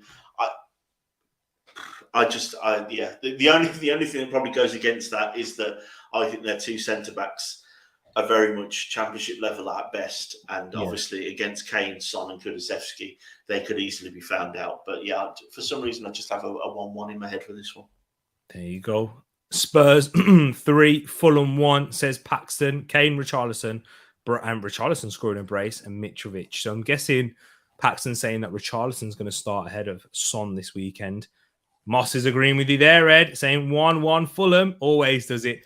Moss and B&B are very similar. If you went off their Spurs predictions, they'd be getting relegated. Kane 1 and 1 for Mitrovic as well. Apologies. Yeah, we're just wrapping it up now, Wilf. Don't you worry about that. Big up yourself, Chris. Hope you're keeping well. Long time, my brother. Hope you're doing good. My disgusting Spurs letting me down once again, but he's going to go for a 1-0 Fulham win. That's as B&B does. Thanks for the Spurs dig, Ed. And look at Rally, another Arsenal fan saying, boo Spurs, 2-1 to the enemy. Kulusevski's on fire. Wonder if Carlos Vinicius Jr. is playing. He had a good loan spell at PSV last season, and they bought him for 4 million. Good player. Unfortunately, he played for Spurs. And yeah, that was under Mourinho. So yeah, being a backup striker at Spurs is never gonna work out. No. 2-1 to Fulham, says Wilf. Gonna show how bad this Spurs defense is. Yeah, they've not looked strong, but I just think crossing balls into the box is their bread and butter. Yeah, that's what they're gonna do. Forest, if they had a bit more quality, they would have punished them. They would, and I think they could have easily got something from that game. Willian, been at Fulham training all week and they signed him on deadline day. Bet he plays amazing now. Yeah, now he's back in West London. He might get back to that. I don't think any Arsenal fan would mind him having a debut like he did for Arsenal, right, with the 3 assists and then nothing else after that. Because Fulham, obviously, that would be. You can have that. You can have that again. Yeah, I think Fulham signed him off of that game. That's what it was. Yeah. They just remembered that and it stuck in their memories. But big up yourself. Hanif in the place as well, saying Laurel and Hardy on the screen. A comedy duo right there. Big up yourself, Hanif. Hope you're keeping good, my brother. And 2 more likes, people. Let's get there. As we move on into the next game, which is Brighton and Hove Albion versus Leicester City. This one's a 2:00 Sunday kickoff. And it's real danger for one of these managers. Yep, so the XG there, as you can see, is 1.67 for both. And the average goals pretty much goes down that route as well with 2.5 for that. The last 5 meetings doesn't read that great for us Potter stands that me and T are, with 3 losses, just 1 win and a draw in the last 5 meetings. Now, the form for Brighton is up and down a little bit, you could say, obviously, with 3 wins, a loss and a draw. Brighton very much impressed. They've had a very good start to the season there as well. So I think you've got one of the under-radar best players in the Premier League as well, with Gross in that team. How they've kept hold of him for so long is maybe something we can touch on. So, and as for the away team now, so it's Brighton against, I've lost it on here, it's Leicester, of course. Therefore, nowhere near as good, with a loss, 3 losses, a win and a draw, and I'm pretty sure that win was in the League Cup. So yeah, and obviously we all know the pressure is on Brendan Rodgers.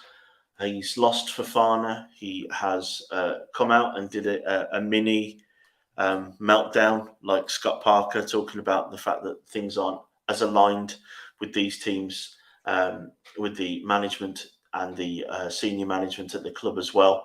Leicester, rock bottom of the league, I believe, with just 1 point, is it? Which was losing the 2-goal lead they had at the start of the season. So I think the pressure is very much dialed up on Brendy.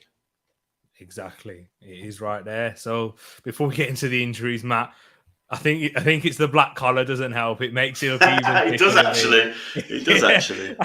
Catching realist up, I think. Catching realist up with that. It does. It makes it look massive. But big up yourself, Matt. You literally said what I was thinking. Let's go on into the injuries for Brighton and Leicester. For Brighton, only Jakob Mode and Adam Lallana. They're the ones who won't be available for this one. But Jeremy Sarmiento, he could be back, possibly. He's got a late fitness test. So, yeah, they've got almost a full fit squad there, Brighton, and that probably contributes to their good start to the season. They're going to be looking to bounce back after that Fulham defeat in midweek. And then for Leicester City, Leicester City, they've got 3 players out, and it's all defenders in Ricardo Pereira, Daniel Amate, and Ryan Bertrand. But even if those came back right now, Ed, it's not looking good for Leicester and Brendan Rodgers. And it's kind of certain 2 people called it, didn't they, about Brendan Rodgers? Yep. Talk to me, bro. Yeah. He's already having his terrible slide, but he's just started it the season right at the end of the season. He's not been able to arrest a slump in any team that he's managed, other than obviously Celtic when they don't really have slumps.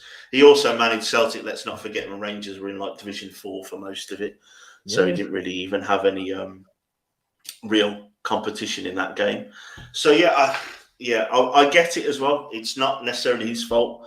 His hands have been tied. He's had players sold from behind him and underneath him, and I don't think anyone would do well in that situation either. So I don't think it all solely lands on Brother Brendy's shoulders here. But yeah, they're not looking good. They obviously, their biggest transfer news is bringing in a centre back who probably won't be able to play tomorrow, I'd imagine, because of when they brought him in. And then the other business they did was signing a 35-year-old Jamie Vardy to a longer contract. So yeah, not overly confident for Brother Brendy, not overly confident that Leicester will win this game, and not overly confident he will keep his job by the end of the weekend after his comments after last night. Ooh, what did he say? What did he say in those comments? Similar to Scotty Parker. So talking about the fact that there's a misalignment between players being sold that he doesn't know about and players being brought in, not being backed. So I think he caveated it with the greatest respect, which means no respect at all. He just doesn't want to get hauled over the coals. So yeah, I don't see, unless there's a win in this game, which I'm not predicting, I don't think Brendan will see this weekend out personally. Here we go. We'll have to. Yeah, I think Moss, I think backing at what I was talking about. Yeah, so I'm glad I didn't just dream it. Yeah, but yeah, he basically did call out the owners. I think Moss has got it spot on now. Interesting. And how I think this game's gonna go: easy Brighton win for me. Easy, comfortable. I'm gonna go for goals, bro. I'm gonna say 4-0. 4-0. Yeah. What about you? I've gone for 3. 3. I'm agreeing with you. I'm going 4. 2-0. We're going 4-3-2-0. McAllister brace. 2-1 Brighton. So you think Moss thinks it's going to be close. But yeah, we all think no one's back in Leicester here. Munsy's back in United. So is Deshan as well. Big up each and every one of you. But I hope you're wrong. Yeah. Got to watch along for that game, T, have you? Yes, we have got to watch along for that game. So those of you ready, you know what, you can come banter me. But don't worry, Arsenal fans, you've got someone to banter as well, because we'll be doing a watch along with myself, Roland, King, and someone else from Roland. I haven't had confirmation. 2 Arsenal fans, 2 Man United fans. There's a panel watching it. Wow. Exactly. Fan zone. Remember that, people. Yep. Do you remember that? You got that right here. It's going to be crazy. You get ready. Come on, I'm excited, but we'll talk about this first. So yeah, average Brendan Rodgers be gone. Yeah, don't rate him at all either. But yeah, 2-1 says for Brighton says B&B. So nobody is backing them at all. And Will saying, to be fair though, me and Ed right on that as well. Rodgers and Parker had good points. I do agree. Yeah, they both have good points. But Brendan Rodgers, we can't say he hasn't been backed previously. Leicester, previous transfer windows, spent a lot of money. It's very much his squad. Yeah, very much exactly. His squad. So it's not just recency bias on that one. He hasn't been backed in this window, and obviously Fofana being sold. But when you get offered that much money for a player who's had maybe one good season, you can kind of see why the money was accepted. But that's true. Yeah, so it's going to be very interesting. We'll have to wait and see. I do think it will be his last game as well. I reckon he will get sacked. Now knowing that news, what he spoke about in the press conference. So the next game, we've got 3 games left, people. Yep. So stick with us. Smash that like button if you haven't done so already. Are we there yet? Not the movie, but are we there yet? No, we're not. We're one less like. Oh man! Did you just randomly drop a ice cube? Are we there yet? Yeah. Movie. Yeah, I thought you did. 2 more people. Come on, that's what you can get here. That's what you can get here. Honestly, you get football, you get ice cubes. Yeah. It was a good movie though. I like that one. Decent. Yeah. What do you think, guys? But yeah, I know it's movie weekend over here in the UK. Cinema weekend, isn't it? So yeah. But anyways, football. Aston Villa versus Manchester City. Another team, another manager under pressure, and this is the exact game that Steven Gerrard would have asked for at this point in time, I'm sure. But Ed, give us the record and stats for this foregone conclusion.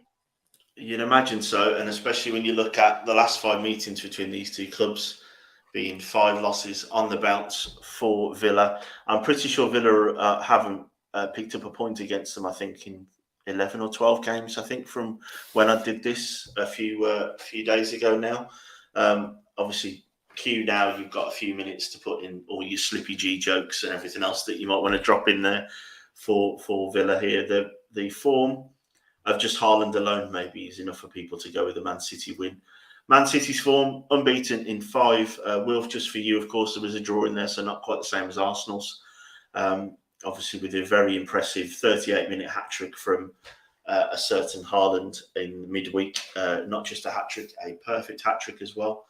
And for Villa, not quite as convincing a form, with 2 wins, one of those being in the League Cup, where they went behind, I believe, to Bolton, and 3 losses, and on the back of 2 losses in the Premier League. So the form could not be more in City's favour, despite Villa being at Villa Park. You know what that means, people. Aston Villa.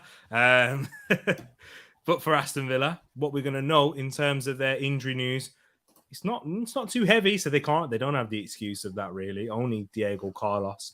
But he's been replaced in the short term by the new signing of Ian Bednarek, coming from Southampton. Not bad signing, I don't think. But Southampton are just improving in that area. So, yeah, decent signing there. But then they've also got a new signing in a former Wolves player in Leander Dendoncker. He could be fit for the game. He's been struggling with a sore throat, apparently. That's what he's been struggling with today. Yeah. So fair enough. He'll be assessed before the game. Do you know that was probably sitting on the bench shouting shoot. That's probably what it was. Probably. What, against Bournemouth? Yeah, against anyone. True. Was he on the bench against Bournemouth? Yeah, he was. Oh, fair enough. Consummate professional. Doc. Yeah. What you're going to get out of him is he's never going to be a 5 out of 10 or a 4 out of 10, but he's probably never going to be an 8 either. Yeah. So you know what you're getting with him. Do you miss him? I miss him more than I do Willy Bolly, because I think we just need bodies in midfield. But I liked him, but he definitely split opinions of Wolves fans. Like I said, I can't tell you any games that he excelled in, but I also can't tell you any games that he let us down in. It's true. He played centre back. He played defensive midfielder. He played possession, progressive midfielder, and also one random point last year he played right wing. He wasn't great at right wing, but in a sort of hybrid right wing attacking midfielder role. But yeah, like I said, what you're going to get from him is a bit like you talked about with Basuma and David Luiz. You're going to get someone that doesn't move the ceiling, but also doesn't drop the floor either. He's a perfectly good, serviceable Premier League central midfielder. Had an eye for goal as well, don't forget. Yeah, but not that many. But when he did, they were screamers. So I think that's the thing. Manchester City injury, not good news for Laporte. Another 6 weeks he's expected to be out for. They were looking at getting him returning back for this month, but now it's looking like until mid-October he's expected to be back. So yeah, which is probably why they brought in Emmanuel Akanji, because they've known about Laporte's fitness issues and they're not going to want to try and rush him back when he is fit. Jack Grealish against his former club, he could return. He's going to have a late fitness test with Ake as well, who also picked up an injury in his groin area. And there's going to be a major doubt for this game, but may return on the bench in midweek in their other new signing in Calvin Phillips. So Ed, my turn, isn't it, for the predictions? Yes, simple. 3-0 Manchester City win. Pile the pressure on Steven Gerrard. Having said that, even last season when Villa weren't playing well, they gave Manchester City a scare in the last game of the season. But I think the Villa fans are starting to turn now. When you've got your fans starting to turn, that's when you're really in no man's land there, and there's no really coming back. 3-0 Manchester City win for me. foregone conclusion. It's a formality. Yeah. What about you, bro? I think I'm going bigger than that. I'm going 5-0. 5-0 City. So is that a captain Haaland this weekend then? Potentially, but I don't want to tell anyone to do anything. Don't listen to me with FPL. I'm thinking it's going to be a foregone conclusion. I think a lot of people have put similar comments in the chat. I just don't see that Villa defence handling the Man City attack. Their form is not great. Man City will hold all of the ball all of the time. And I don't see very much from Villa going the other way currently. And I don't think they'll have the ball enough to do that either. I think this might be one where Haaland gets a couple of goals and gets taken off after like 50 odd minutes to keep the rotation going. I don't know. I think this Man City team is on an absolute roll at the minute, and Villa are on whatever the opposite of a roll is. I just don't think they're currently. This is not what Villa need to stop the rot right now.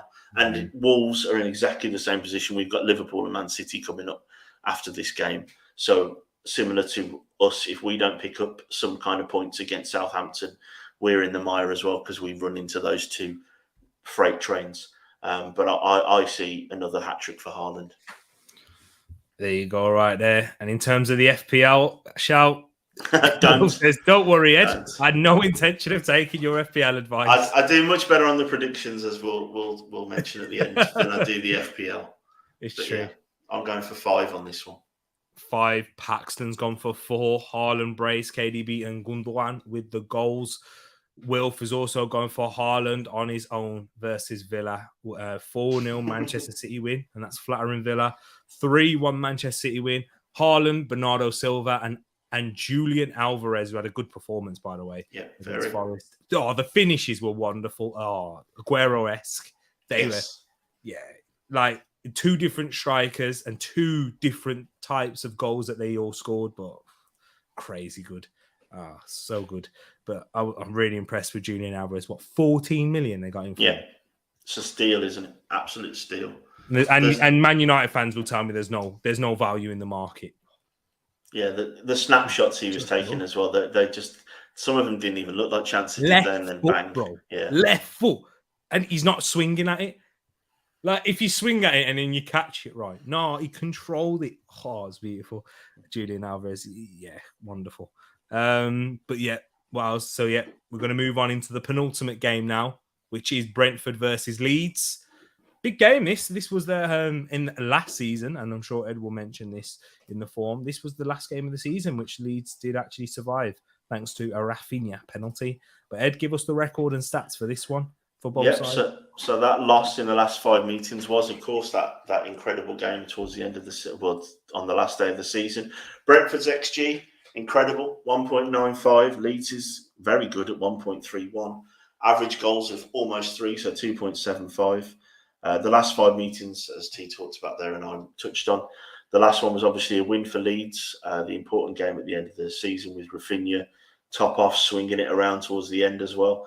There's 2 draws, a loss and a win in that. And obviously that form is more useful because of obviously they would have met in the Championship a few seasons ago now as well. And if we look at the form of the teams, Leeds, under radar, one of the better starts to the season, especially how they ended it, like we talked about, being held on right towards the end. Obviously, Everton and Leeds getting out of trouble on the last few days of the season. Leeds there with 2 wins, 2 draws, and a loss in their last 5 games. And Brentford, another team going under the radar. Again, another one I might potentially got wrong when I suggested they might be found out this year.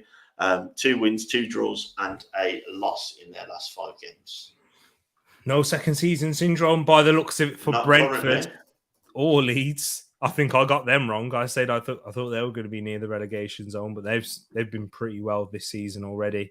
So yeah, we might be wrong on each team. But in terms of the injury front for Brentford, though, it's not looking good at all because this is a player that we both really rate in, Christian Norgard, who's going to be out with Achilles tendonitis. That's not good if it's tendonitis as well, by the way, people, because that means it's something that is going to continue to be It's a problem. recurring, right? It's recurring, that injury, And that isn't it? could be a reason why we haven't seen big clubs go after him, because he's an excellent player, Yes. wonderful defensive midfielder. I would certainly take his quality at Arsenal. There are options out there, people in the market. He's ridiculously good, people. I know a lot of you might not watch Brentford, and if you're going to watch Brentford, you're not going to watch a defensive midfielder in Christian Norgard, but he's very, very good. And he's going to be out. Tiny footballer, very tiny footballer.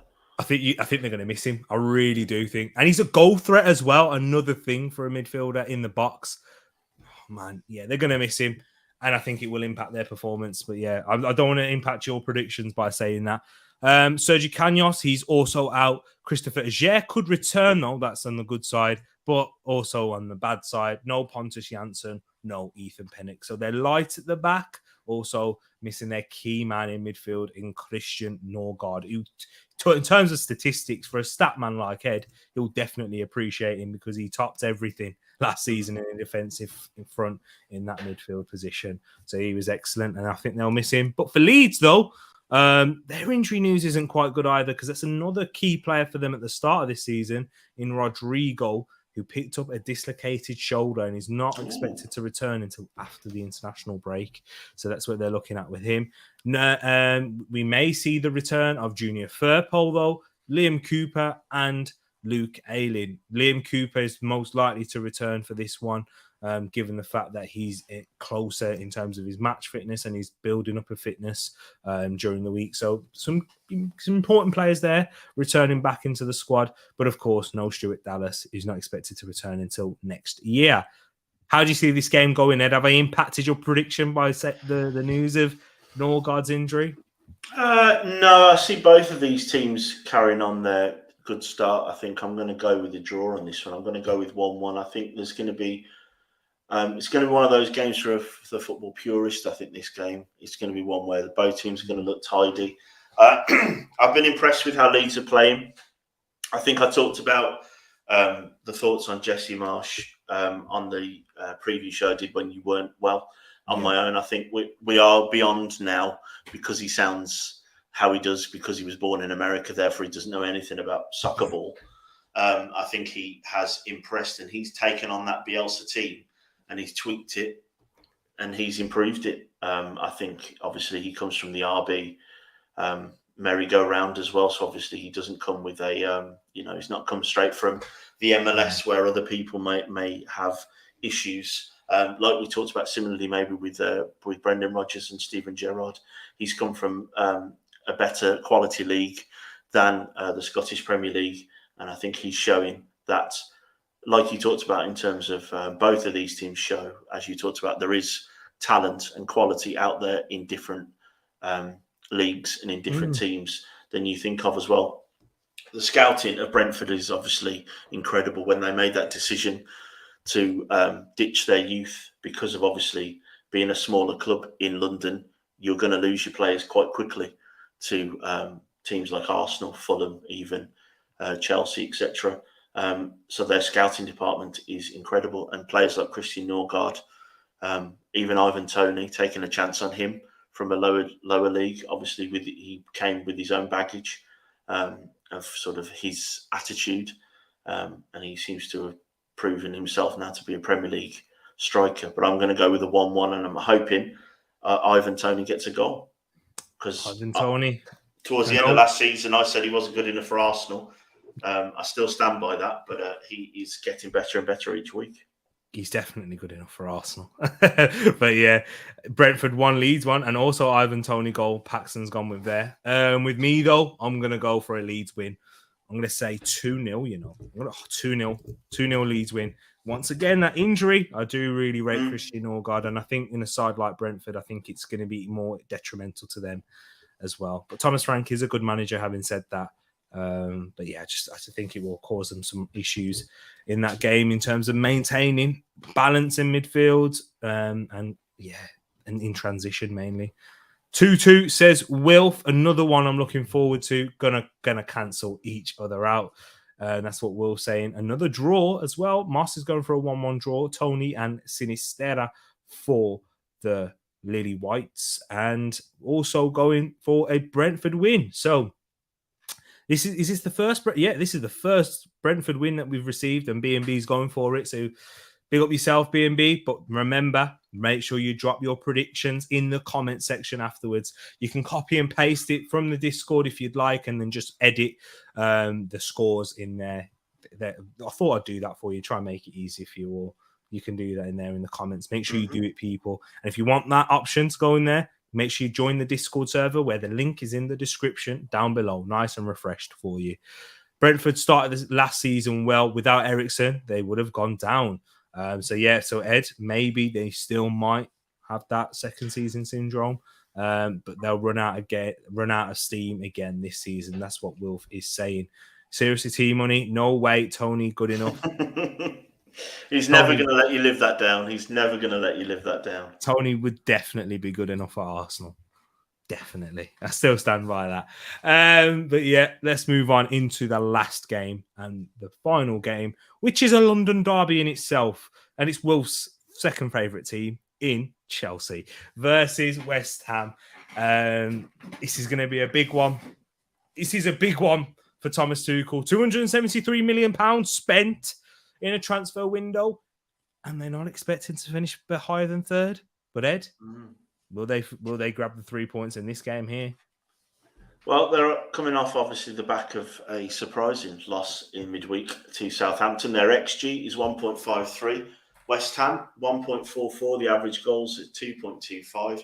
The last 5 meetings, it's up and down. It's 3 wins for Chelsea, 2 wins for West Ham. There's been no draws. If you look at the form, that might inform your decision on what you think this might be. When we look at the form that they're going through, Chelsea's 2 wins, 2 losses and a draw, very much an up and down start to the season. West Ham started the season quite poorly, but have picked up of late, including a win obviously in Europe to secure their position in Europe this year. 3 wins, a draw and a loss. Obviously that draw was the most entertaining 1-1 against Spurs in midweek. The stats are not pushing towards a draw in this game.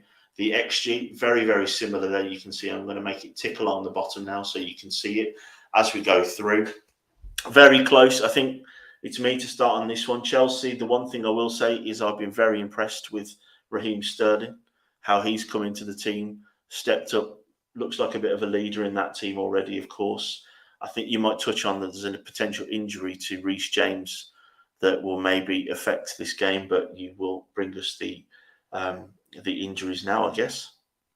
Yep, I will. And for Reece James, we'll start off with that one for Chelsea.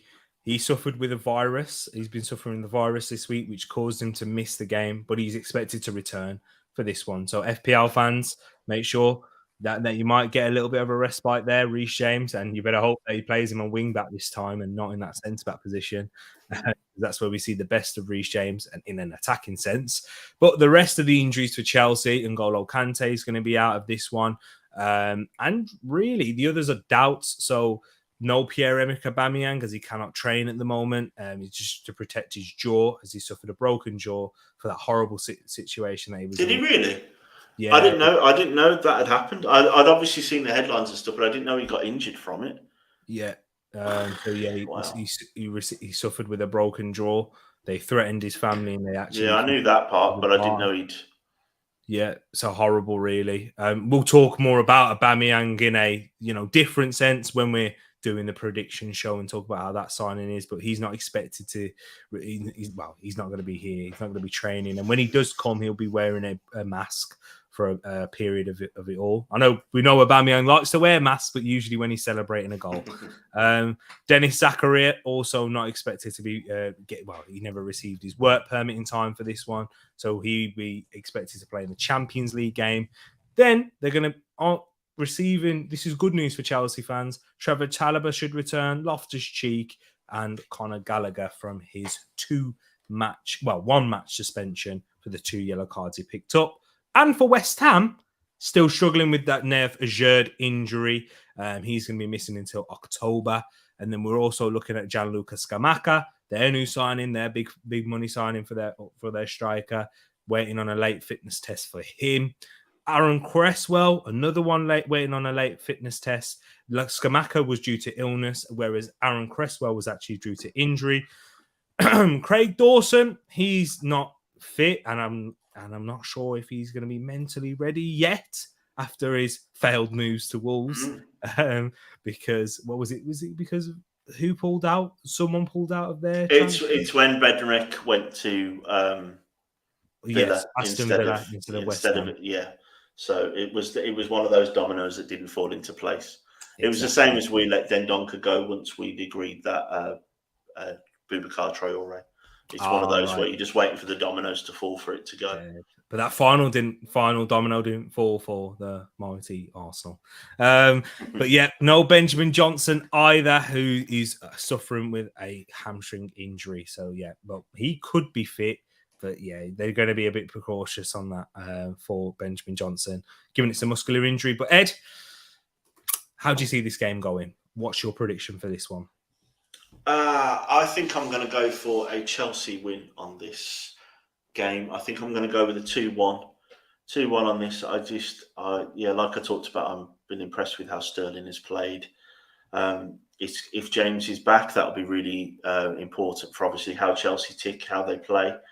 Obviously, without Aubameyang, I assumed he wasn't going to play in this game because of the paperwork and stuff. I genuinely didn't know he'd been injured in the threatening behaviour and stuff, which is absolutely dreadful. So I didn't know about that part, but I knew he wouldn't be in this game. It's interesting now. This is going to be the making of Tuchel. We talked about it towards the end of last season, didn't we? That he's got the players he's wanted. He can't say he's not been backed by the new owners. 273 million. My goodness, it's been an awful lot of money. They kept hold of Gallagher, which sort of improves the depth in their midfield as well. It's absolutely incredible the amount of money that is being spent on this team. So I'm going to go with a 2-1 Chelsea win. Yeah, I agree. I think Chelsea are going to win this. They've not been impressive in their performances, apart from the Spurs game, which they didn't grab anything out of. Well, they grabbed the point out of that. Apologies, Chelsea fans watching. I'm sorry. But yeah, I think they will win this one. They will edge over it. I think Sterling benefits them a lot. I like how his introduction there. He's done better than I initially thought. In fact, he's been maintaining that high level that he had at Manchester City, taking his chances, being a constant threat in that final third. He has been their best player this season so far. Yeah, I think across all the games. Raheem Sterling. So yeah, I think they're going to win. I'm gonna agree with you. I think this is the same first time we're going to agree. I'm going to go for I'm going to go for a 2-0 victory. I changed my mind last minute. 2-0 clean sheet. Need it for Reece James. But let's see what you guys and girls are saying in the chat right now. Rally gave his prediction for that Brentford game. It was another 2-2 draw as well. Everyone's expecting goals in that one. Chelsea won, West Ham won. Broja penalty and Bowen with the goal. And Armando Broja has just signed a new 6-year contract as well for Chelsea. That's been announced whilst we've been streaming. Going 2-1 Chelsea. Aubameyang scores if he's not. Yeah, he's not playing, so he won't be fit for this one because he's not been training because of that horrific incident that he suffered from. Fam, my favourite team. Apologies. I know there's bad word that's coming in your head right now. Wilf. The Chelsea mercenaries dropping more points. 1-1 draw, says BMB. West Ham on the up. 2-1 West Ham, says Wilf, of course. Of course you are going to say that, Wilf. West Ham, Scamacca looks good, though. Close game, but he's going to go. But Rally's gone for a tight Chelsea win in that sense. Let's have a look. Big up my brother Ferbs in the place as well. Go check out UFTV, people. Started a new channel. Big up my brother. I'd love to make an appearance on that, and I'd love for you to make an appearance on this channel. Hope you're keeping well, my bro, and nice seeing you, man. And go check out the channel. You know where to find it, people. UFTV. Type that into the search bar, and you will find Island Boy in Ferbs as well. Big up my bro. Big up EG in the place. Hey, my brother. I hope you're doing well, Gal. Look at that. Yeah, I am rocking it. Do you like it? The Jam Rock kit looks lit. Hey, I got the long sleeves on as well. You know what I mean? For the winter. But when it gets cold, especially, we don't talk about that now. We don't want to talk about that now. Talk about football, and big up Roland in the place as well. Arsenal, Jamaica, still not going to help you on Sunday. Big fighting talk. What? This is, you know what? I know we've spoken about all the games, but Ed, let's just have one more word, because we've got 44 people in here right now. Big up each and every one of you in the place. Thank you for coming by. Where did you come from? Let me know, people. Let me know where you came from, because we've got to have the final word on this. Ed, do you think this is going to be a good game on Sunday between Arsenal and Manchester United? I do. I think both teams want to play attacking football. I think you both got progressive, good managers, I think, right now. So I think you will do. And I just think that there'll be, like we talked about earlier, there's heart and passion in both teams as well, of course. What Martinez, like you talked about, what he has brought is that bulldog spirit, and he's going to bring that through as well. So I just think there has to be. And a lot of these players will know the history of these two clubs and the class that these two clubs have. It is permanent. They are massive teams. This isn't a new. These aren't two new teams that have come in with money. Cough Chelsea, cough Man City. These are proper old school, real teams that are always in the top league. They're always pushing for titles, always pushing for cups. It has to be a good one. I don't see, with the way that both of these two teams lines up, that it's going to be a ball draw. No way. And now, time to cue the ball draw. A commentator's curse, but nah, guys, however this game ends, it's exciting. And Manchester United, what I have seen through them is, once again, that fighting spirit, that dog mentality that they have at the back. High-fiving each other, seeing them celebrate blocks and those things. That's a good foundation to build from for Ten Hag. But Arsenal, we are forever along in that process. We have added that quality. We have added some depth in some areas of the pitch, which you have to take solace in, people. Remember that, even though it was a disappointing end because we didn't fill out in a position that was arguably priority number one for a lot of fans, because we know the injury issues that Partey has and this drop-off in quality from Partey to the next. But guys, this is what we live for, man. This is what we as Arsenal fans, we should get excited for. I'm still not confident, by the way, of a win. I'm just going to say that now. But if Arsenal do win, if Arsenal lose, you guys aren't going to come back to me and say, you know what? Tereak said he didn't think they were going to win, so I'm going to not banter him. Of course you're going to try and banter me. Of course you're going to be in my mentions on Twitter, messaging my phone. You know what it is. In the next live stream, remember this Discord. You can find me in too many places at the moment. But yeah, people, if we do win, remember, don't go anywhere. This is going to be a big one. And as Ed's popped it into the chat here, watch along for United versus Arsenal, Sunday, 4th of September. Be there, be here, be there or be square. And you know who's joining me. It's my brother Roland as well. We did one last season where they won 3-2. I need to get vengeance on that. We can win at Old Trafford.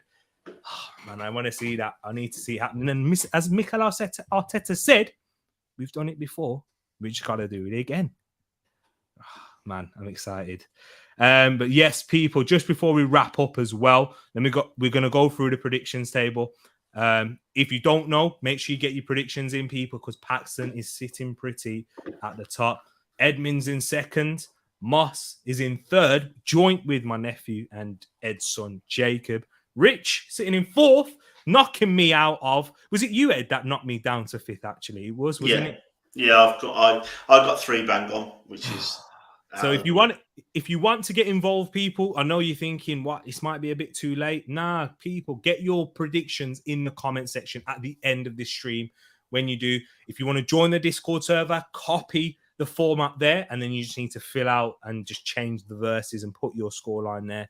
It'll be greatly appreciated. Link is in the description down below. But people, if you want it, the reason why the prediction table is so important is because if you can get there, and it only takes a couple of good weeks, and you can be flying up the top, you can be within a chance of winning prizes, and those prizes will be involved with shirts. I'm talking football shirts. I'm talking Tereak Talks merch as well. Soon come. Keep your eye on it, people. Stay tuned. And so much more to come. All football-related prizes. But big up each and every one of you. Big up Football Ferreira in the place, saying big up to both of you at Tereak Talks. I followed you on Instagram, my friend. Have a look, please, and hopefully soon I can you guys on my channel. And yes, of course, I'm more than willing to chat football with anyone for sure. Big up yourself, Football Ferreira, right there. Love to hear that. Love to hear that. And Goal Rush for tomorrow on Foot Moss as well. So people, we've got plenty of channels in the comments. And look at Moss, he's got one right there, and he's going to be bringing you the football at 3 o'clock for those 3 o'clock games. And Football Ferreira also says that would be a massive win for Arsenal for sure. Biggest test of the season so far. Do you agree with that, Ed? Yeah, without a doubt. This is, especially now, Man United seem to have turned a corner, and Ten Hag system's really kicking in. Yeah, this will be a big test for both of them to see how far that rebuild's going with United and how far the rebuild's gone under Arteta. Exactly that. Look at that. EG's loving it as well. Hopefully, my bro, hopefully we keep working. And big up to yourself as well, EG. You've shown the channel a lot of support. You've come on yourself. You've let me come on your channel. I know it's been a while. We've been clashing with a lot of the times. But yeah, man, big up yourself each and every way. Thank you, my bro. And big up yourself, Adeleke. Big up to Tereak Talks. Another one from the EG crew as well. Great stream, my bro. Big up yourself. And guys, I did subscribe to you guys, 2 accounts. Remember, it's free. It doesn't cost anything. Listen to Football Ferreira right there, people. Love and each to every one of you. Me and my bro, we're out, but stay tuned and stay locked in to Tereak Talks. We'll be back again soon. Love to you all and peace.